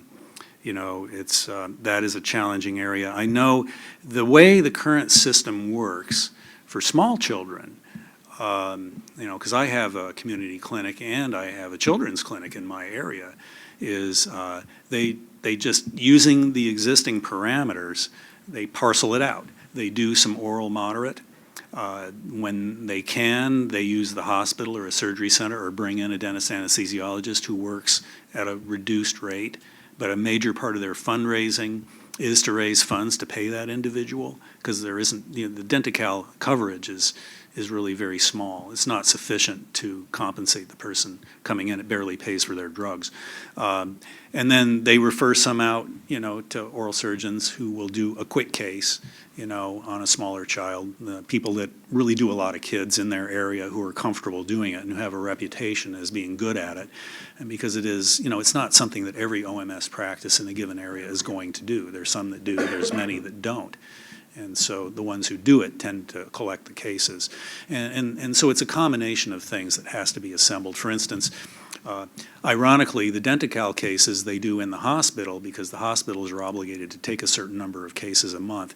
The dentist anesthesiologist who comes in, they pay because they can do longer cases with her, and it actually works out pretty well. Now, there is a backlog, and so it's every little component fitting together that allows us, and again, we're in a small area, we don't have a large population, there are other counties that are much bigger, but that's just an example of how the system works and how we have achieved a balance under the existing parameters. And, what effect would having a requirement for an independent anesthesiologist, I mean, that's hard to gauge, but again, I think the challenge is that there is not a lot of additional reimbursement. But again, we're getting into the implementation and the economics, and that's something that we have chosen not to address as part of the subcommittee report. We kind of view that as a separate issue. What we've really tried to focus on is what are the bases for making decisions that might affect safety. We are all in favor of doing it, but what we don't want to do is make changes just because we want to change something. We want to have some sort of basis for it. And beyond, there's some kind of data supporting it. And you can see, because the data is not very good, I've been struggling a little bit, trying to find a foundation, and I've had to make a lot of assumptions. And so that's why we are where we are. I'm sorry, that's sort of a roundabout answer to your question, but. Anybody else? Sorry. Yes. Okay, so I have a question. So Dr. Witcher, I know that under general anesthesia permit, you proposed to add a component to the competency requirement, and that is to add the supervision for GA permit holders without defined training experience. So you're talking about the group of dentists who have not gone through a formal training? Oh, no, it would be ones who had gone through and qualified for the permit, but maybe did not have the numbers of younger children. Okay. In So other words, you're talking about a proctoring Right, system. exactly. And so at this point, I know this is your first take, so do you have an idea, how many cases? Well, I think a minimum that has been discussed was 1 a month. In other words, 12 a year. And so you'd need 25 or 24 per renewal period, plus an initial 12. And again, that's subject to a lot of discussion. It could be a bigger number. I don't think it would be good to have it much smaller. I mean, you got to do enough of these cases often enough to maintain your skills, and also to show that you acquired the skills. So is this required for the initial permit? yes. Okay, so there's no ongoing? Oh, it would be ongoing as well. Every time you renew your permit, you would have to verify that, you would have to basically attest that you had completed an appropriate number of cases. Right, I know, but there's no more proctoring after the initial? No. And the proctoring would only apply, say, if you hadn't come out of your residency program able to attest to having done enough cases in that age group. Thank you, I just want some clarification. Yeah, I know, it's sort of a different concept, but it's really used a lot in the medical field, like you say, proctoring. I mean, that's a familiar concept because they're introducing new procedures into medicine all the time. People come in, they learn something, they want to employ it, and they say, well, yeah, but we got to watch you for a while. Make sure you really know what you're doing, and that's reasonable. I think Dr. Wu has another comment or question. Hopefully this is the last comment. Basically, based on the evidence that was presented, and I know you said it was difficult to get data, it doesn't appear that having a separate anesthesia provider, that model versus not having one, provided a safer alternative than another. Am I understanding that? Well, I couldn't find anything in the literature supporting that it did. I couldn't find anything in our data supporting that.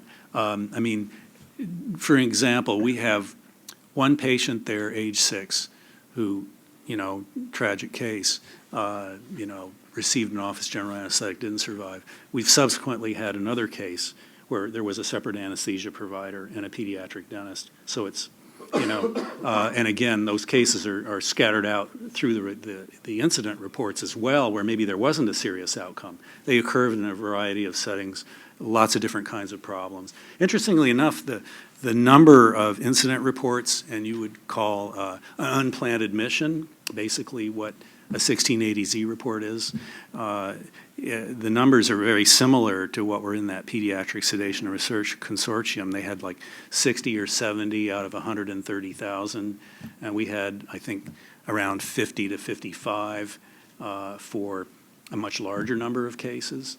So unplanned admissions are, I guess there's some concern that maybe these things are underreported. I just can't address that. All I know is if you have somebody go to the hospital, you're going to get reviewed. And so you better send in that report because if you don't, it's just going to be one more strike against you because the board's definitely going to be investigating you one way or another. I mean, I suppose people might escape that, but I guess it's conceivable, but I haven't heard any reports of any that did, and I'd be interested in knowing if that's the case. So no, in answer to your question, I know there's a lot of strong opinions about this, and an opinion is not without value. I'll grant you that. But again, I would like to hear a little bit more than that, or at least weigh opinion, in balance with the other supporting evidence one way or the other. In that same area, Dr. Witcher, I would just like to state that fortunately, the data set that we have for negative outcomes is quite small.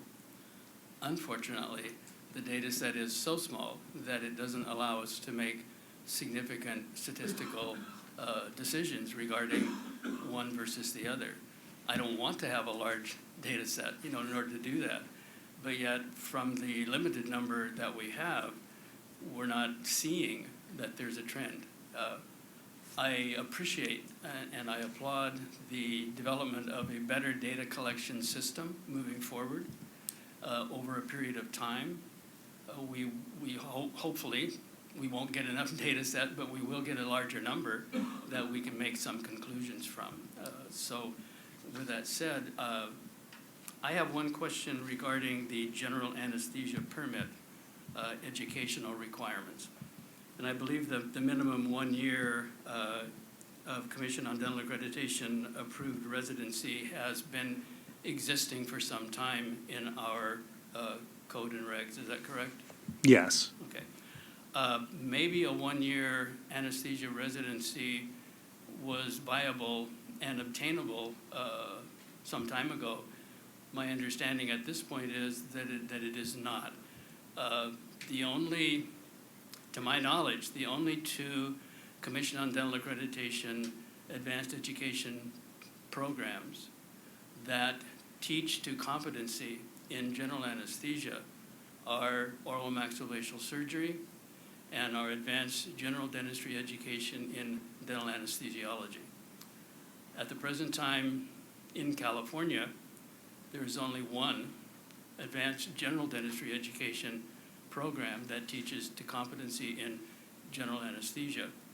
All of the oral surgery programs in the state do. If it seems like a minimum 1 year isn't even attainable, and my suggestion would be that we consider stating that the education required is that they have completed a Commission on Dental Accreditation advanced education program that teaches to competency in general anesthesia, however long that is.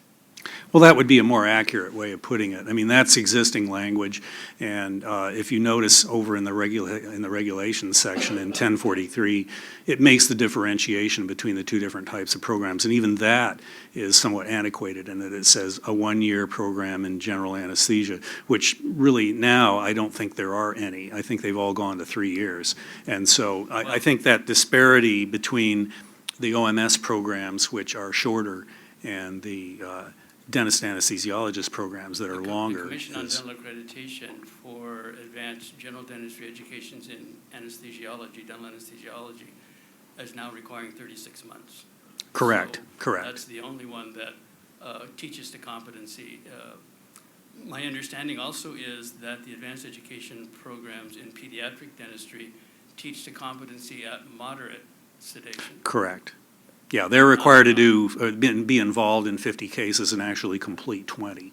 But no, those are excellent points. And thank you for the point on the data too, because I don't want to give the wrong impression here that, the data that we have from the board does not support a statistical analysis. And so to draw conclusions from, I think from that would really be premature. It's just, it isn't that, we just couldn't identify anything either way. But you're absolutely right. I think to try to draw a conclusion from that data is premature. Thank you. Anybody else before we open it up for the public? You all okay? Okay, I'm going to. Sure. Before we open up for public comment, I think we're going to take a cool-off break. I don't know about the rest of you, but it seems to be hot in here. And my ethical standards don't allow me to take off my coat in public, so unless the rest of you do too. Okay, so let's take a break and get a drink of water and move around a little bit. Okay, let's reconvene at let's say 11:45. That's about 12, 13 minutes. Okay.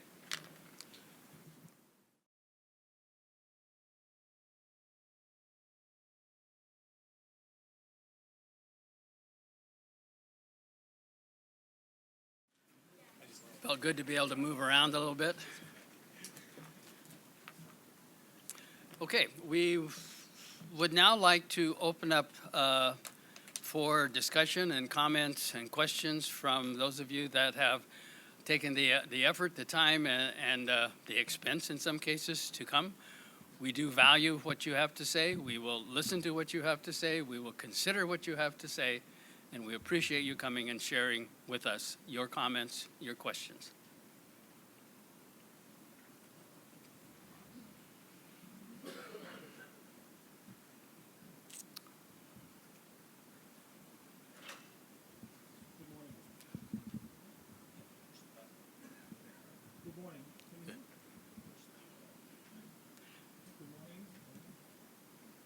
I can hear you, but I'm not sure that Hello, good morning, yes, there we are, thank you.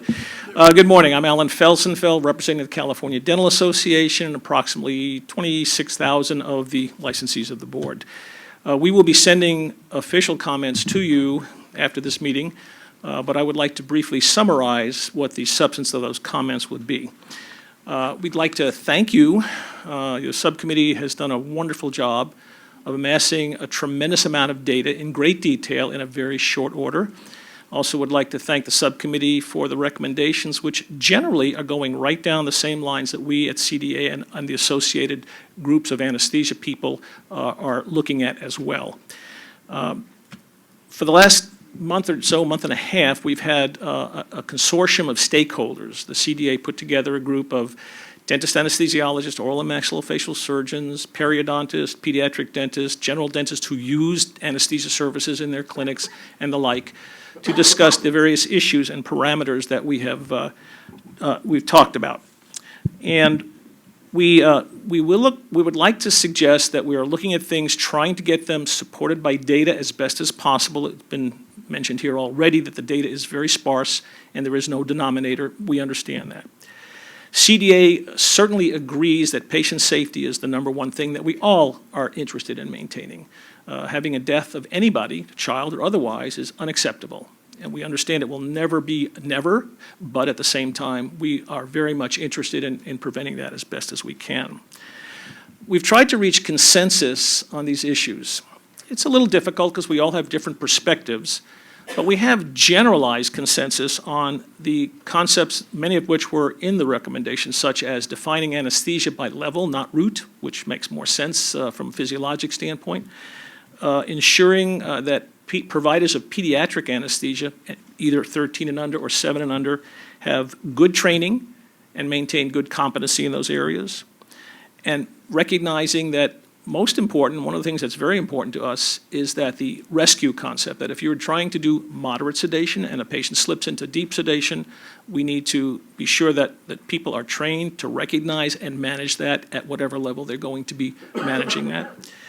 And we also have, I think we've come to consensus that the concept of 2 staff members in addition to the permit holder in a deep sedation and general anesthetic is a good idea. The training and who that individual is still a little bit in discussion, and we're going to do that more. We'll talk about that more in the future. This is a complex issue. We recognize that. Everyone sees that.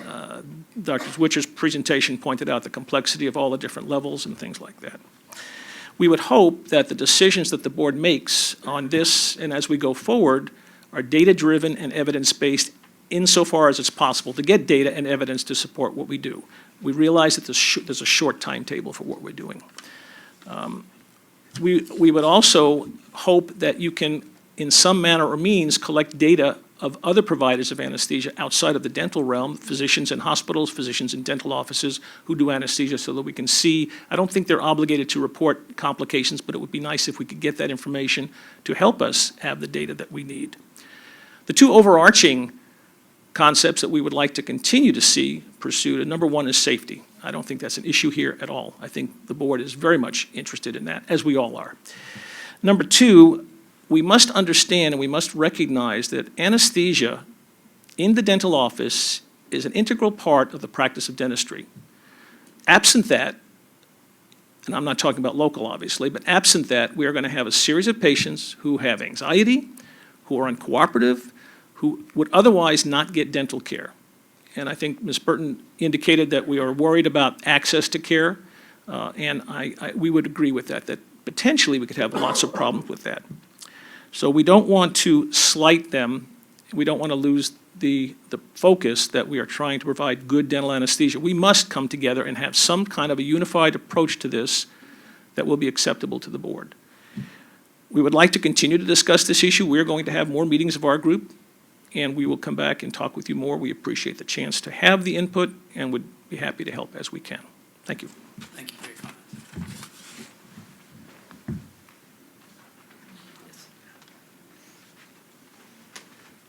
Yes, and just in case I didn't mention, and I thank you, Dr. Felsenfeld, please be sure and identify who you are, and if you're representing an organization, an association, please identify who or what you are representing. My name is Leonard Tycho, and I represent the California Association of Oral and Maxillofacial Surgeons, and we've submitted a written response, and I just would like to briefly go over those. First of all, though, I'd like to thank the board for the tremendous effort in developing the working document, and Calimus appreciates the complexities in developing the preliminary recommendations and moving forward from here. Calimus is committed to patient safety and would happily participate all the way through to development of final recommendations. From the preliminary recommendations, Calimus embraces the change to minimal, moderate, deep sedation regardless of route. We also embrace the use of capnography to accompany EKG, blood pressure, pulse oximetry for deep sedation, general anesthesia, and when possible, moderate sedation. Also, we embrace the requirement of at least 2 assistants for deep sedation and general anesthesia, with 1 assistant tasked only with monitoring the sedated patient. We also would like to see that expansion of outcomes reporting. Not just outcomes reporting in dentistry, though. Calimus believes the expansion should include our medical colleagues, because after all, some dental patients do undergo anesthetics under the medical model. The physician data, I think, is an important component to the overall outcomes picture. And then we also would embrace the thought or the requirement that permit holders report numbers of anesthetics per year, because that would help with a denominator. Calimus encourages further discussions on 2 topics, one of which is the age stratification. It looks from the limited data that we have that the greatest cluster of anesthetic deaths were among the very young. So focusing on improving outcomes on children less than 7 years old, not the age of 13, would be supported. In addition, we'd like to caution that any changes to the permit structure, even small changes to the permit structure, could have a large impact on the delivery of care to patients and impact on providers alike. CalAMIS is concerned that a major reconstruction of deep sedation and general anesthesia permits could lead to a significant decrease in pediatric patient anesthetic providers and could adversely affect care for those vulnerable populations. Thank you. Appreciate your comments. One question regarding the event that might occur with a medical anesthesiologist providing anesthesia services for dental treatment in a hospital. Unless that treatment was provided by an MD, a medical doctor, or under a medical license, that would still need to be reported to the board if the treatment was done by a dentist licensed in California, no matter what location the treatment was provided. So we would have data reported to us because we have a statutory requirement that needs to be reported. Thank you. Thank you.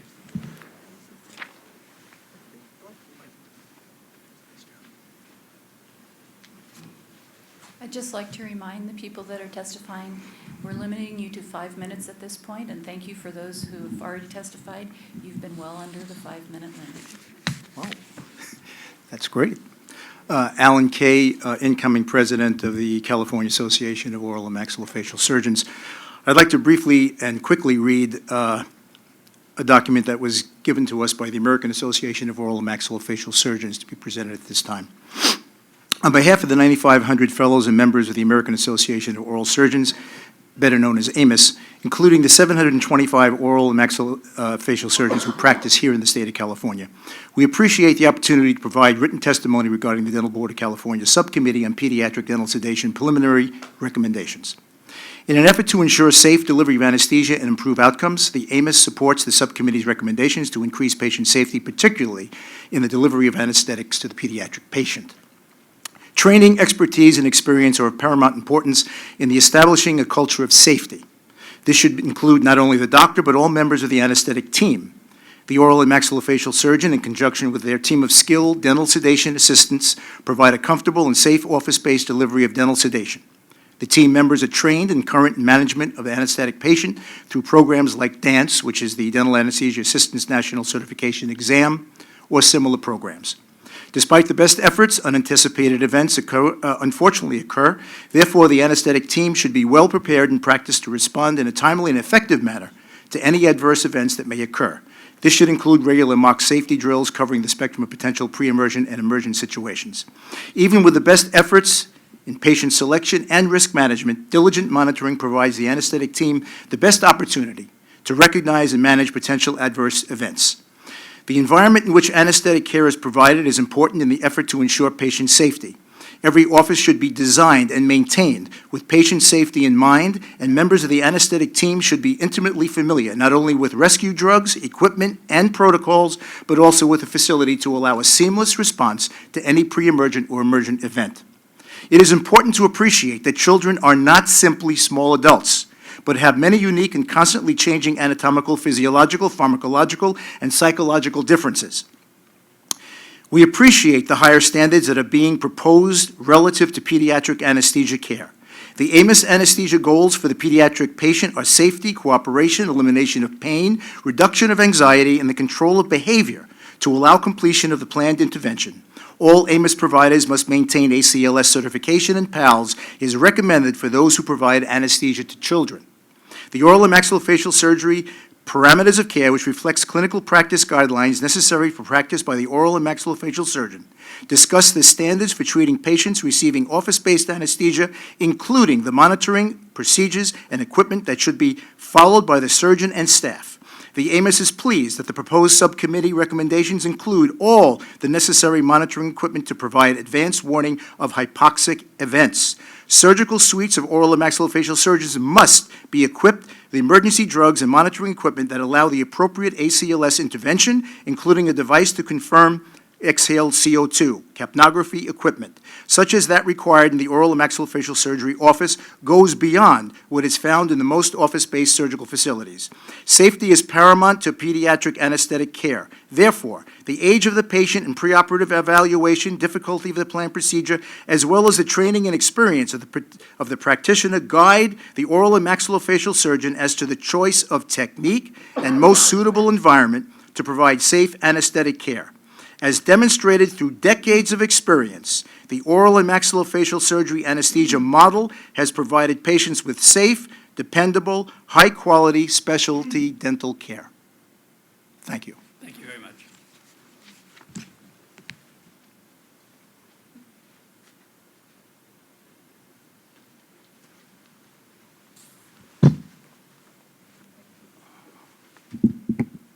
Good afternoon. Good afternoon. I'm Paul Rigiardo. I'm representing the California Society of Pediatric Dentistry. The California Society of Pediatric Dentistry again commends the Dental Board and the Pediatric Dental Anesthesia Subcommittee on the quality of research and the thoughtful analysis that's gone into the working documents you released in July and on October 3rd. We support and applaud the open and transparent process by which the subcommittee is moving forward to identify any necessary statutory or other changes to the administration of office-based sedation, which improve the margin of safety for pediatric patients. We recognize that while change in existing practice and delivery models can pose significant challenges to medical and dental providers and must be supported by an evidence-based development process, every effort must be made to ensure the safest possible environment of care. While it's too early for us to comment specifically on the final recommendations that will come from the Dental Board Subcommittee, and we will do that by October 28th, we can provide the following observations and comments.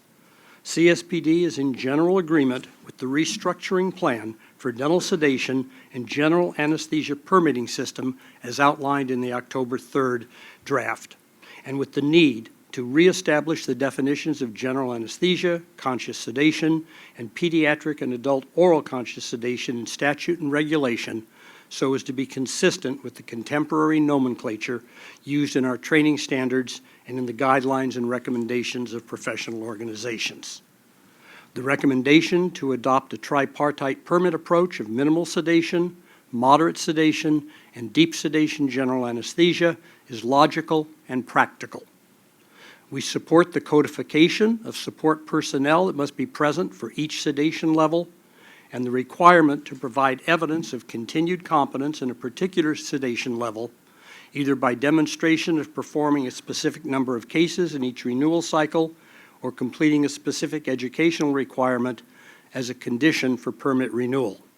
And we are in agreement with the concept of a pediatric minimal sedation permit, but believe the age for such permit should be required for patients 12 years of age and under, and that multiple dosing under the pediatric permit should be prohibited.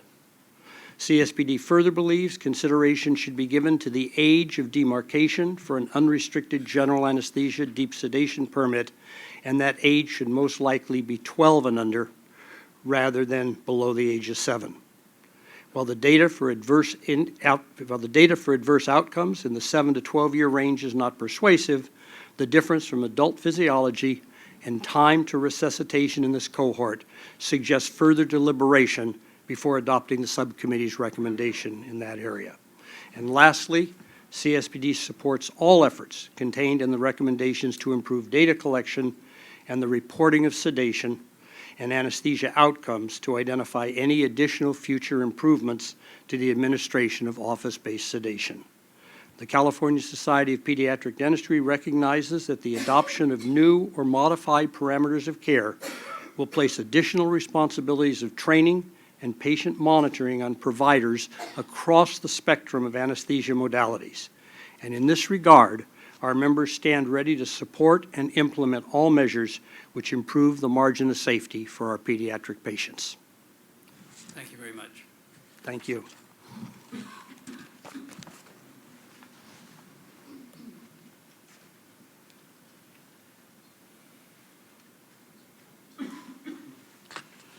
Hello, thank you. Dr. My- Mashney, before you get started, I just overheard a little sidebar conversation over here among our board members. For those of you who are reading from your testimony, if you have a written copy available, if you'll please leave it with staff. We will also be transcribing minutes for the meeting, but we typically don't do verbatim minutes, so if you have your comments available and are willing to submit that, we will make sure that they're in the record. Thank you. Yes. Ready? Okay, so my name is Michael Mashney. I'm a dentist anesthesiologist in private practice. I'm the past president of the American Society of Dentist Anesthesiologists, and I'm also here representing the California Society of Dentist Anesthesiologists. Thank you again for a lot of the work in the committee. I know it's tough.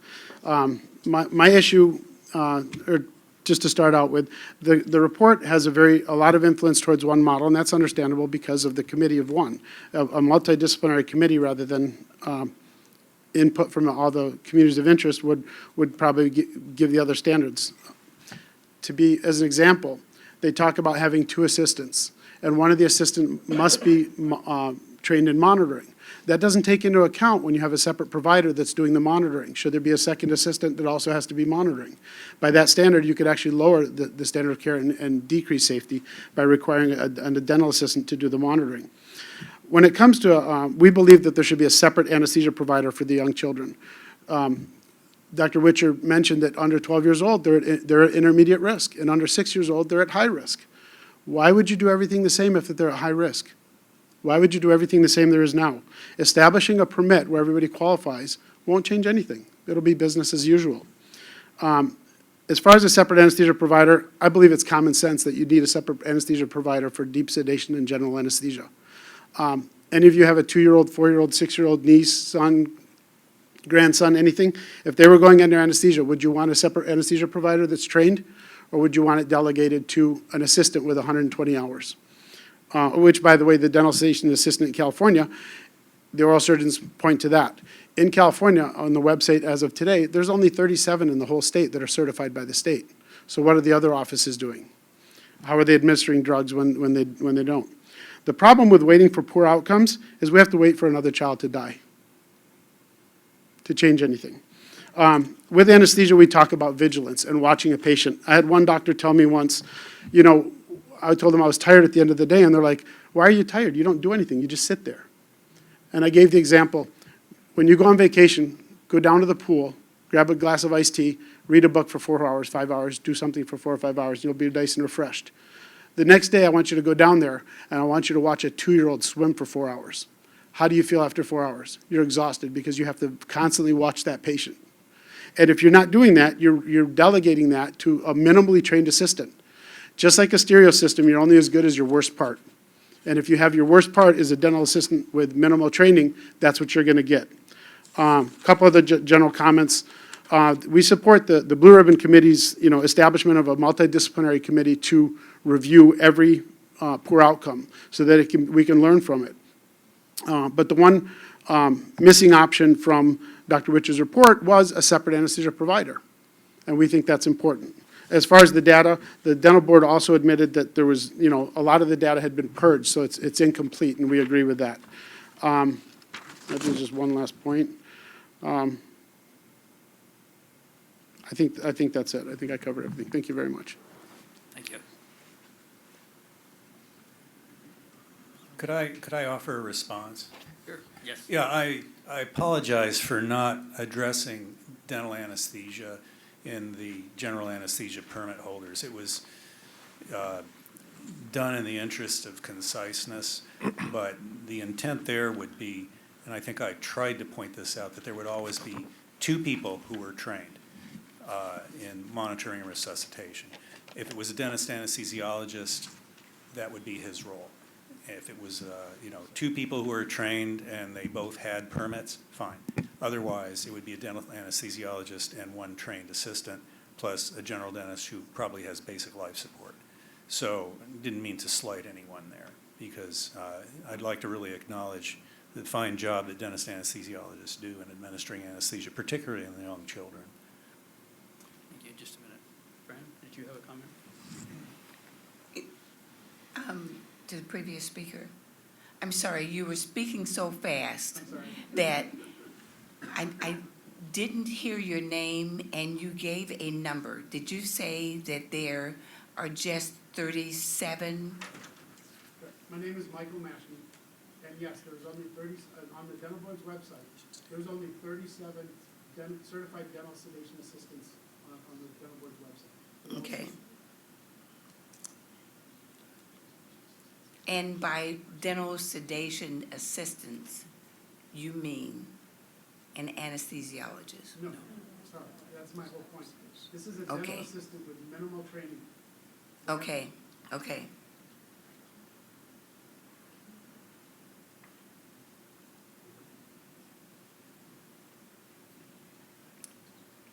Ms. Burton, are you finished? Yes, Okay, thank you, thank you. sorry. Oh, Dr. So, how many dental anesthesiologists do we have in California? I'm sorry. Thanks, Dr. Mashney. I think we're not through with you yet. Story of my life. Right now in California, there's probably about 100. Some of them are at the universities, others are in private practice. And that's a large number for a state because nationwide, I think we probably only have about 350 between the U.S. and Canada. Any other questions? Anybody else? Now that you're in the seat again? No? Okay, Okay. thank you. Yeah, I think he brought up an interesting point, is the anesthesia models that we're talking about are both the U.S. and Canada. So it's sort of a North American phenomena. It doesn't really exist in other countries like it does here. Good morning. Good morning. I'm Dr. Guy Atchison, and I'm here representing the California Academy of General Dentistry. I'm also the holder of conscious sedation permit number 4. So I've been practicing this form of sedation since before there was a permit system in California for sedation.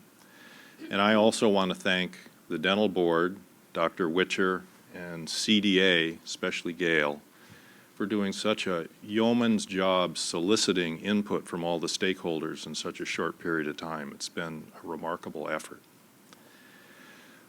It's obvious that this is going beyond just pediatric sedation and is looking at all the sedation regulations in dentistry. So CAGD wants to comment just on one narrow area, and that's adult moderate sedation.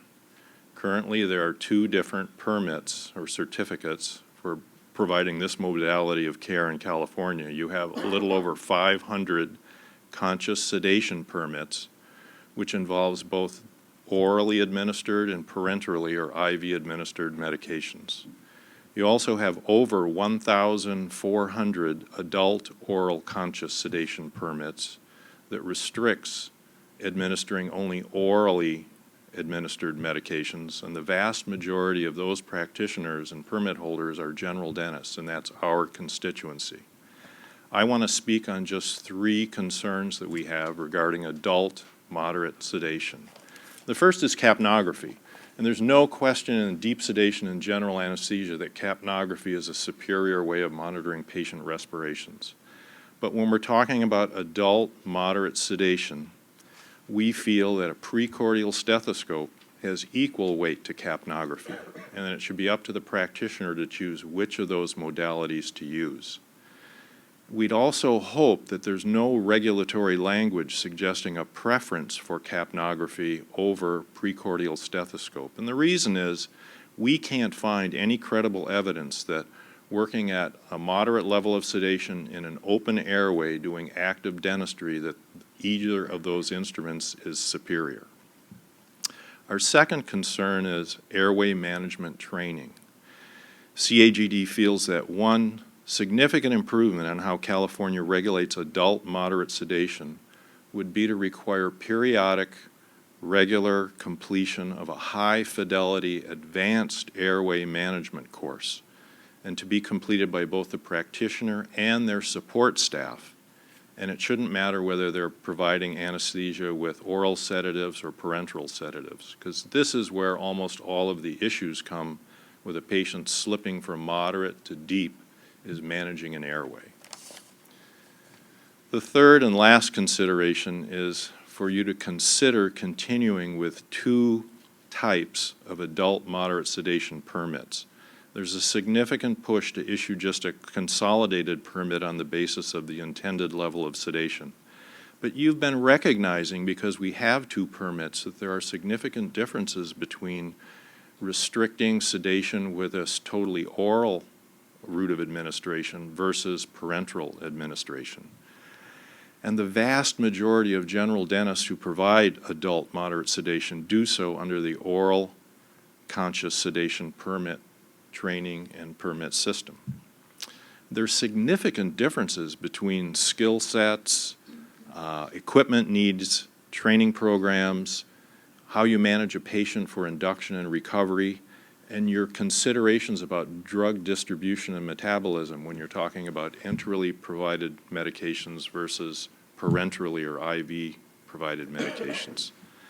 So we feel that there's a risk that the vast majority of general dentists who currently provide adult oral moderate sedation will be dissuaded from continuing to provide this service if they're required to have the same training and equipment and skill sets needed for parenteral sedation. I will say personally that I think starting an IV is one of the most difficult and challenging things that I do on a daily basis. Anyway, if this dissuades people from practicing moderate sedation, this could have a significant negative impact on access to care for the vast numbers of adults who need sedation in order to accept any kind of dental care. And again, we don't see anything in the evidence that's been presented or testimony that shows that the current two-track permit system based on the route of administration for the level of moderate sedation puts California's dental patients at risk. So thank you very much. Any questions? Thank you for your comments. Any questions? Yes. Yes. Yeah, I have a question, Dr. Ashton. Thanks for coming. I appreciate it. I guess the question I have is, I believe the FDA maximum recommended dose for unusual cases for adults for triazolam is 0.5 milligrams. Is that not enough for adult moderate? I mean, with that plus nitrous oxide, I would suggest that for a significant number of patients, that's going to probably put them into moderate sedation and beyond minimal. At this point in my career, I would say no, that my practice has changed significantly since the introduction of the oral moderate sedation permitting system. And I'd say a large majority of the patients that are referred to me are failures of adult moderate sedation. And any one of us who does anesthesia knows the variable response that patients have to medications. And so this would be considered an artificial limit of a maximum fixed dose in milligrams as opposed to the patient response. Does that answer your question? Partially. Well, I believe a lot of patients are referred to you because you have the ability to provide parenteral sedation if there is sedation failure. Well, that's correct, but Yeah. I think the vast majority of anxious patients really require moderate sedation, and the majority are handled with the oral route. But it's a significant step up in how you manage your office and your skill set to start IVs. And I know from speaking personally with so many dentists who do oral conscious sedation, they have no interest in starting an IV. And I can't even imagine how you do periodic evaluations if you have one permit system. Is somebody who's doing oral sedation every day and never starting an IV going to be required to start an IV for the on-site visit? That would be stressful. Well, now let me ask though, because just informally, do you use multi-drug oral regimens? Yes, I do. Do you use other classes of drug in addition to, say, a sedative? You use the narcotic as well? Yes, I do. How do you deal with reversal agents? Well, we have, midazolam and Narcan available all the time. Usually we don't, it's very rare that we use them because time is really our friend in getting a patient back from slipping into a deeper level of sedation to moderate sedation. It's usually when we have a behavior problem, we're trying to figure it out that we'll use reversal agents.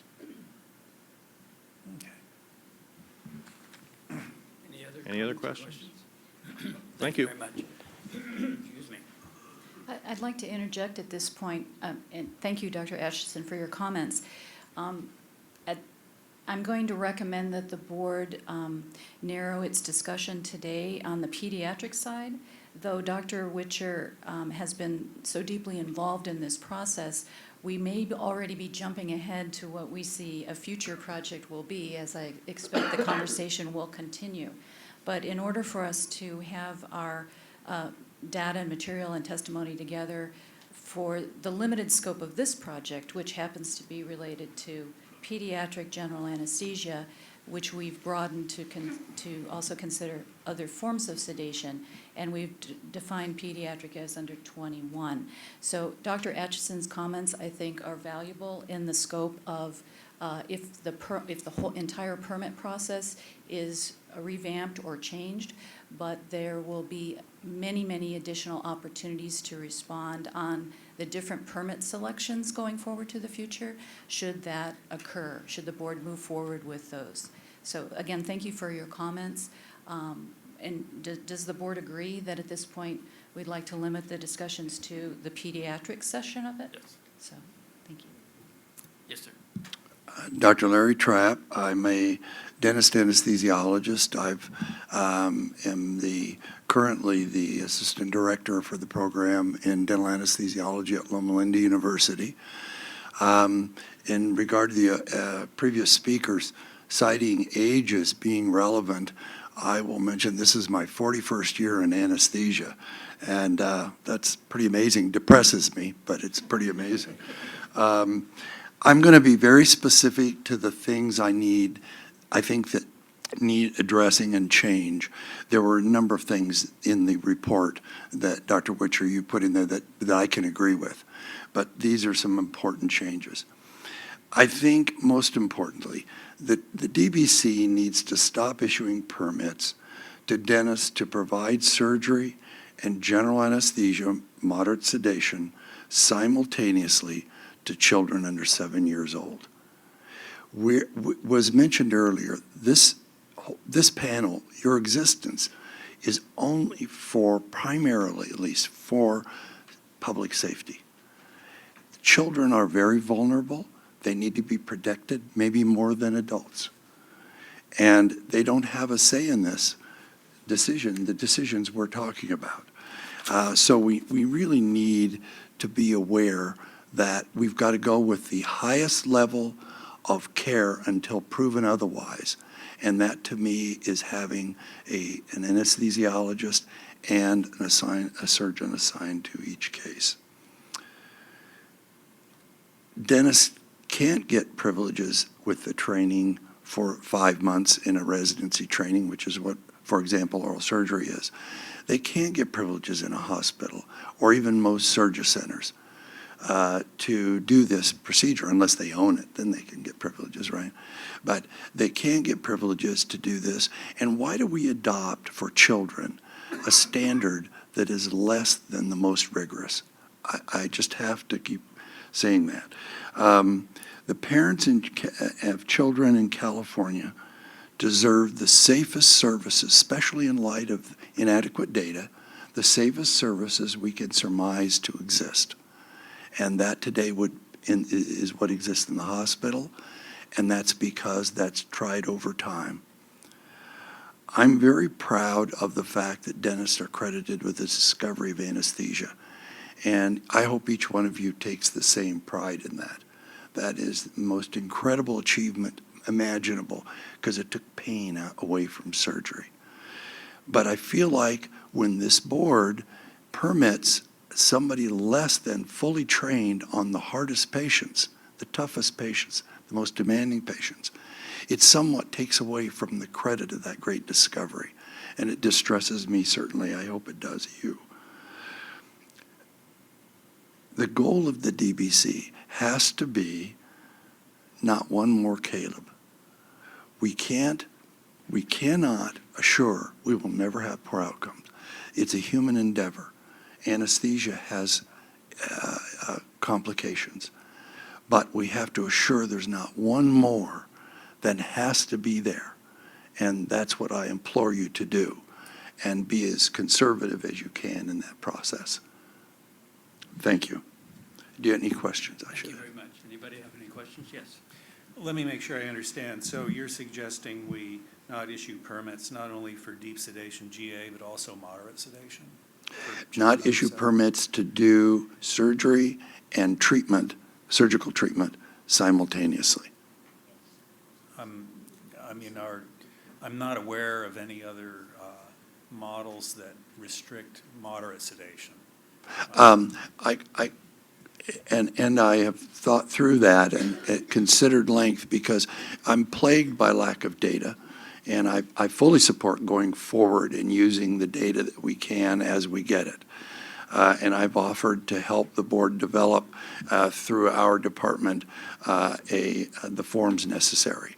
The moderate sedation, and I get tuned in to cases of poor outcomes in other states, so forgive me for a moment, but there have been numerous poor outcomes of children in the moderate sedation category. And at least that was the intent, because those are the existing laws. We somehow can't allow, from a public safety point of view, the exposure of children to the risk of death. And the way, in my mind, the only way to be sure of that is to not allow the so-called, I don't care for the term, operator anesthetist in moderate sedation. Because what you see is wherever there is again, that term, the individual doing both, there's always an assignment of anesthesia responsibilities to people with lesser training. I can't defend that. I can't talk to a parent after a death and say, yeah, we assign it to somebody who is less competent than the best we have. Does that answer your question? Well, more or less, but I guess I would just ask that, were there other factors in those cases, in addition to personnel, that might account for the poor outcome? Well, we've had a death in the hands of a physician anesthesiologist. I hear rumors, but as I think I've mentioned to this group, I'm an evaluator for the dental board of poor outcomes. And you can never rule out somebody's inappropriate behavior. And we occasionally hear about individuals, well, I'll give you an example. I one time went back to an office that I was working in, because I was in private practice for 24 years, and the new individual, because I wasn't working there anymore, that they had obtained was a physician, and when I drove up the parking lot, he was in the parking lot smoking a cigarette, and he was the anesthesiologist. So, I mean, you can't rule out crazy things happening. And severe mistakes, and we need to get down to how to handle those. We haven't done very well in the past, in my opinion, of people who have lost kind of some of their critical training skills, and how we help them get back on track. I'd like to think we help them get back on track. Again, I'm not sure I've answered your question. Can you rephrase it if I didn't? Well, in cases of poor outcomes, usually there's a multitude of factors. It's not any one factor. And you could argue, I suppose, that a separate anesthesia provider would have made the difference. But what about all the other factors? I mean, when I look at these cases, they talk a lot about things like global practice issues. The office staff wasn't trained, monitoring wasn't being used, excessive doses were given, excessive doses of local anesthesia were given. I mean, I get it that may be one contributing factor, but I just wonder if it isn't more the gestalt, the global issues that are. One of the problems we have is there aren't very many good ways besides being in a residency and having direct supervision, and that's by anesthesia. One of the statements with somebody with 5 months who is training in an anesthesia department, going out and doing general anesthesia, is that the balance of the cases done in those programs are by their own faculty, not anesthesiologists. And what's the quality of that training? I don't know. It's very hard to verify that. But all you can go by is a code of requirements of 5 months, for example, in oral surgery and whatever it is in the other programs.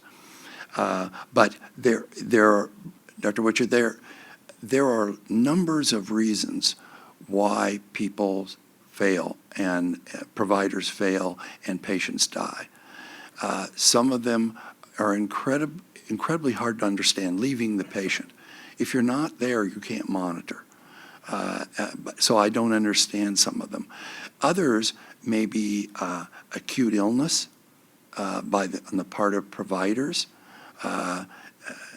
the lack of whatever it is. I mean, it's infinite because there are a number of behaviors that can lead to poor outcomes. But we can only control what we can control. I think we're addressing that. I think, you're trying to wrestle with this now, and so am I. I try and say to my residents, and I think every one of them would tell you at some point, they hear, how are you going to deal when you cause the death of a child by some lack of information that you had? How are you going to talk to their mother and father and explain that? I mean, death of a child is something we all of you that are parents, it's unfathomable the human suffering that causes. And I worry constantly about that. But I think high levels of training are what help you work against it, and the development of integrity and responsibility in those people that are providers. And that's my job. Are there any other questions? I think that's good. Thank you very much. Thank you.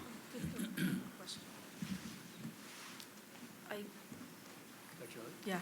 Yeah. So, I think we're talking about evidence-based dentistry, the practice of, and I'm struggling, with the data that we have, and I know we've talked about data collection. I'm looking at this data. We have 9 major complications.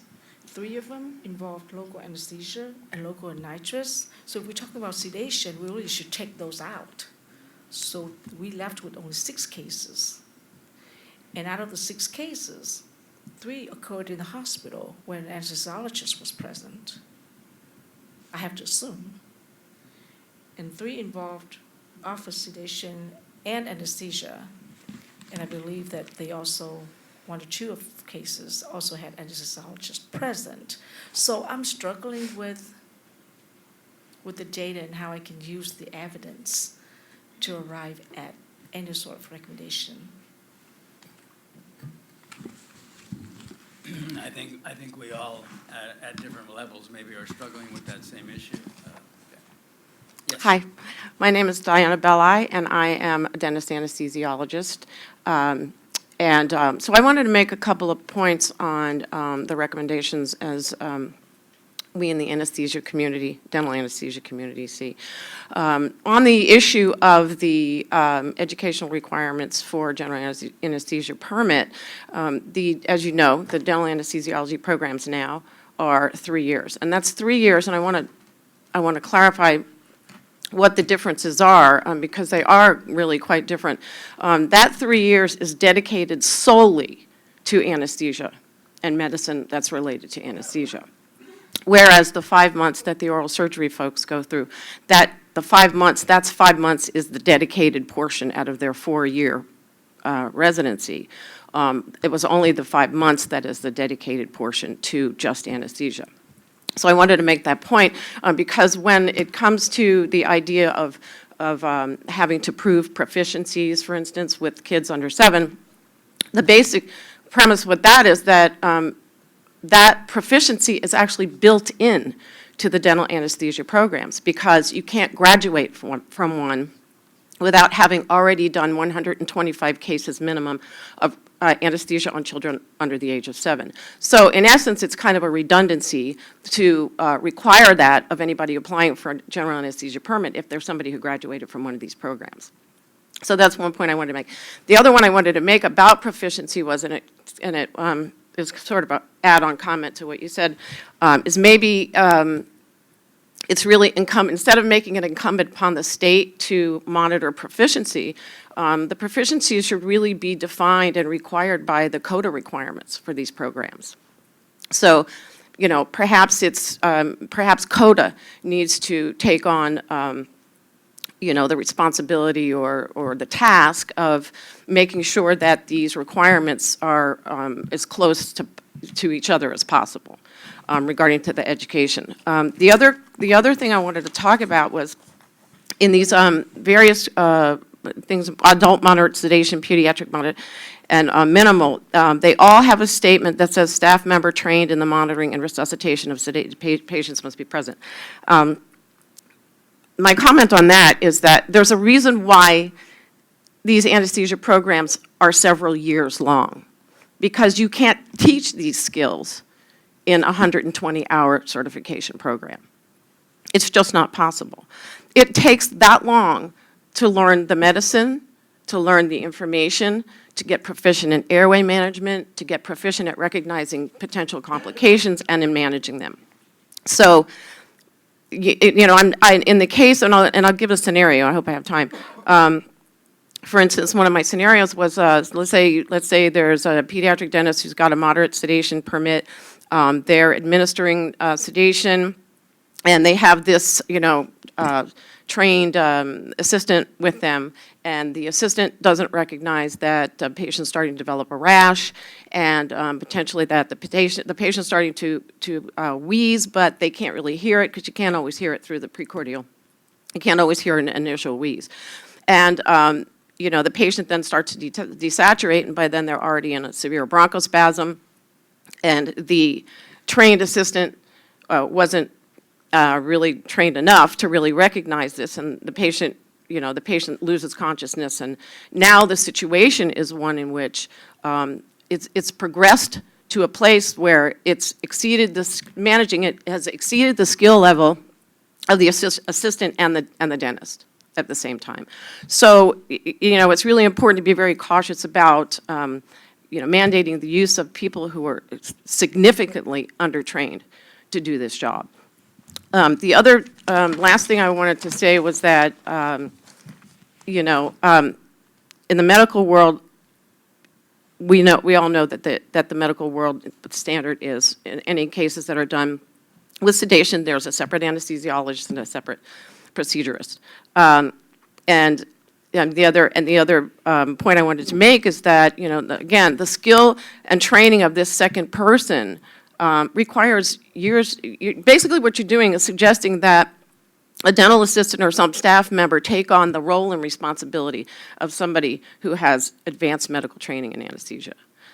So, you know, with that, obviously, the dental anesthesia community is very forceful in their opinion that these cases, these pediatric cases, when done under sedation, should require a separate dentist, dental practitioner, and a separate anesthesia-trained, residency-trained anesthesiologist.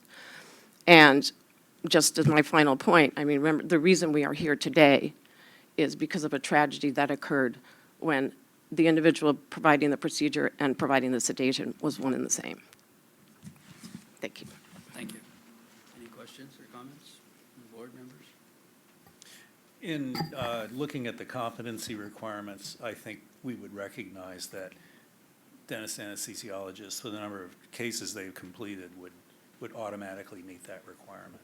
Yes, I agree. And the only other comment I would have is we have to think about who will help the dentist anesthesiologist when they're working with a general dentist and a general dental assistant in the event of an emergency. And that's the reason for the additional training requirements for staff and monitoring and resuscitation. Yes. I'm Jeffrey Bogue. I'm a pediatrician and pediatric anesthesiologist, and I'm here today representing the California Society of Anesthesiologists. We appreciate the hard work by Dr. Bruce Witcher and his subcommittee and the efforts of the DBC and the dental community looking at this very important issue. We submitted a letter on August 17th, which you had at the last meeting, and we still stand by the recommendations we put forth in that August 17th letter, in particular, that we believe a second provider who is a qualified, licensed, independent anesthesia provider trained in PALS should be present when children undergo moderate sedation, deep sedation, and general anesthesia. Going forward, we commend the subcommittee for the, as you know, the objectives Dr. Witcher listed, the update as far as the nomenclature for more consistent terminology, bringing it up to date for minimum, moderate, deep sedation, and general anesthesia, and the recognition that sedation is independent of the route of administration. I think that's very important, and we applaud that change.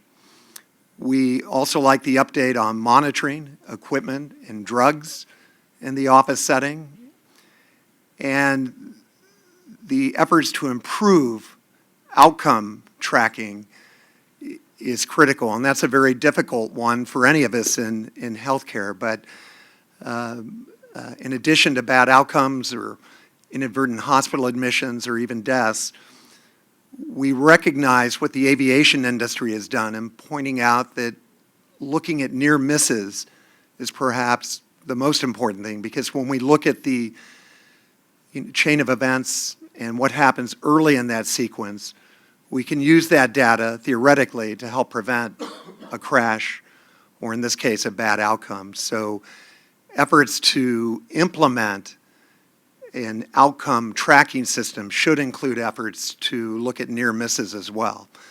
This could be something like transient laryngospasm, airway obstruction, transient episodes of hypoxia, even though they resolve with adequate intervention.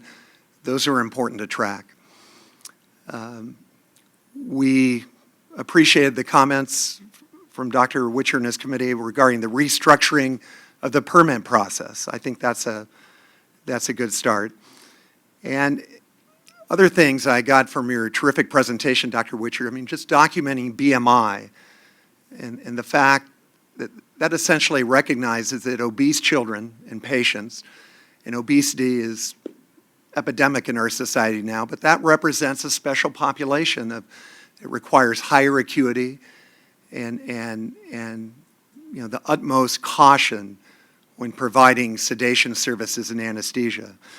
And that monitoring continues into the recovery period as well. I just wanted to make that comment. The recovery room in the hospital and outpatient surgery center site, we do a handoff to the recovery team, and that patient continues to have appropriate monitoring, appropriate to the procedure, with somebody trained in airway rescue readily available. And I think that's all I have to say today. We will get you some written commentary with regard to the preliminary recommendations by October 28th. And again, we appreciate the opportunity to be part of the dialogue. Thank you very much. I appreciate you being here. I have a question. Yes, sir. In your recommendation regarding for children with moderate, deep, or general anesthesia, that the anesthesia be delivered by and administered by an anesthesiologist, do you have an age benchmark there that you could be more specific than just a child or children? Well, again, as per our original statement, we believe there should be one standard of care for children undergoing moderate sedation and deep sedation, general anesthesia, to include full respiratory monitoring and the presence of a second anesthesia provider in addition to the operating dentist or oral surgeon. And by law, I mean, that could be a dental anesthesiologist, it could be a physician anesthesiologist, it could be a nurse anesthetist, it could be an oral maxillofacial surgeon. But the point is that it needs to be somebody experienced with the administration of giving sedation and anesthesia services to children, particularly those, as we said in our letter, under the age of 7, children of a pre-cooperative age. But even with that, there has to be ongoing core competencies and appropriate case law going forward. So I've heard minimum of 30 cases a year, but that needs to be crystallized as well. Okay, but What I think I heard you say was that you were more specifically concerned about 7 and under rather than 18 and under or 21 and under, okay? Because children is a pretty broad term. You know, some adults still act like children, but, you know, they're not children. So, again, I was wanting to be, if you could be a little more specific about your recommendation. Sure, and in our universe, in the hospitals and surgery centers and out of OR sites we cover, we do practice the one standard of care for everybody, which is the 2-provider model. I am not allowed, I mean, I do chronic pain procedures as well, and in my environment, under the medical board, which I realize is different than the dental board, I'm not allowed to provide anesthesia services and perform a procedure in any patient, any age. We do recognize in our initial letter from August 17th that children of a pre-cooperative age, under 7, represent a higher acuity, a higher risk, and that partly goes with what Dr. Witcher alluded to, a recognition that under, what was it, state law 2009 from the 90s, that there are some differences in how insurance companies look at this. And I think that that's something going down the road that the dental community and the healthcare community should look at. Why is it that a child of 8 or 9 isn't granted the same opportunity for insurance to cover anesthesia and sedation services that a 6-year-old would have? So that might be something from a legislative point that we can look at and down the road. It's something that's been highlighted by others. Okay, thank you very much.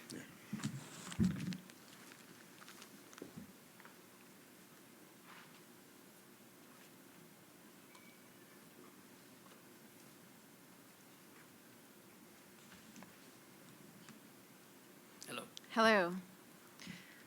I'm Paula Whiteman. I represent the governing board of the American Academy of Pediatrics of California.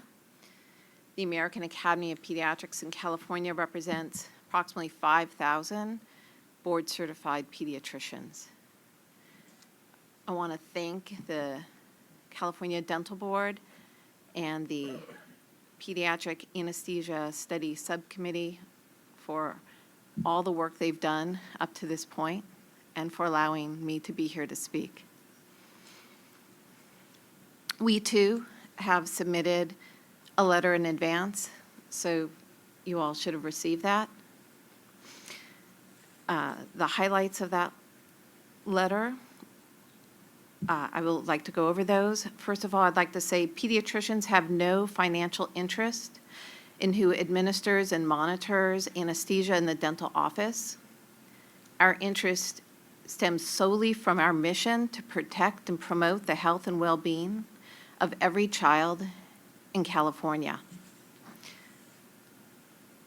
We urge all the dentists and oral surgeons in California to comply with the AAPD guidelines on pediatric anesthesia in the dental setting.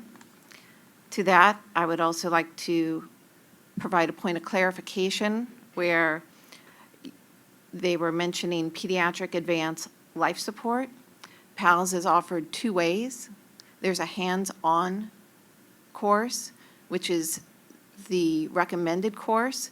There's also an online course that is really suboptimal, and we would encourage you in your guidelines to specify that it be the hands-on course. We appreciate the recommendations from the California Society of Anesthesiologists as written in their August 17th letter that Dr. Prug just mentioned, and we hope that you integrate their full recommendations in your subcommittee report. We want to ask once again that the California Dental Board during this period publicly support an immediate and full moratorium on the single operator anesthetist model where a child is placed under anesthesia, under moderate to deep sedation in a dental office. During this time while you're collecting data, and I know that you particularly said that the data was sparse in terms of pediatric deaths. Dr. Zakowski last time mentioned the amount of unknown near misses there are that haven't been calculated into those statistics, or children who lived with a suboptimal outcome. So when you address a limited number of deaths, that does not include the number of near misses and children who've sustained devastating consequences. We do appreciate from last time the mission of the California Dental being to protect, the protection of the public shall be the highest priority for the Dental Board of California in exercising its licensee, regulatory, and disciplinary functions. Whenever the protection of the public is inconsistent with other interests sought to be promoted, the protection of the public shall be paramount. With that, we hope you can agree that we cannot in good conscience tell the parents of one more healthy child that goes into a dental office for a routine procedure and dies while under dental anesthesia that we were unwilling to do anything proactive to prevent that tragedy. So in the interim, once again, please voluntarily advocate for an immediate and full moratorium on the single operator anesthetist model. Not one more healthy California child should suffer a potentially preventable death in a dental chair if anything else can be done. Thank you. Thank you.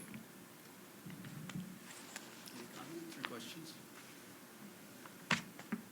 Okay, thank you very much. Appreciate it.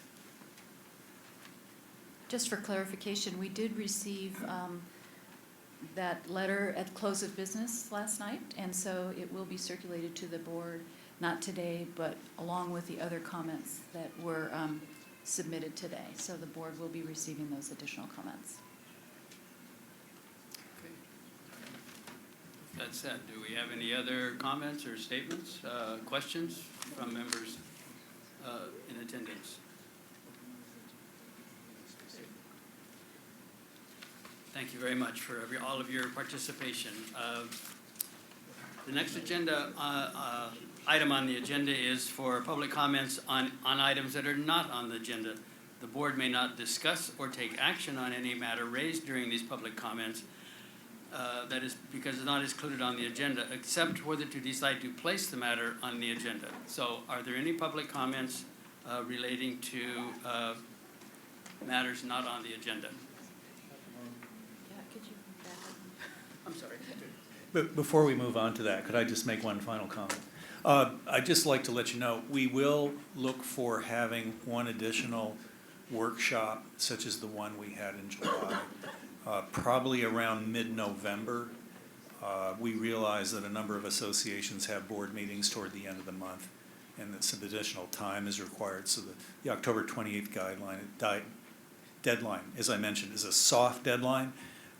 We are going to have to include this information in final recommendations at some point, but we want to give everybody every opportunity to come and ask the subcommittee questions. So hopefully we'll have something for you mid-November. Thank you. Thank you. Any comments from the public?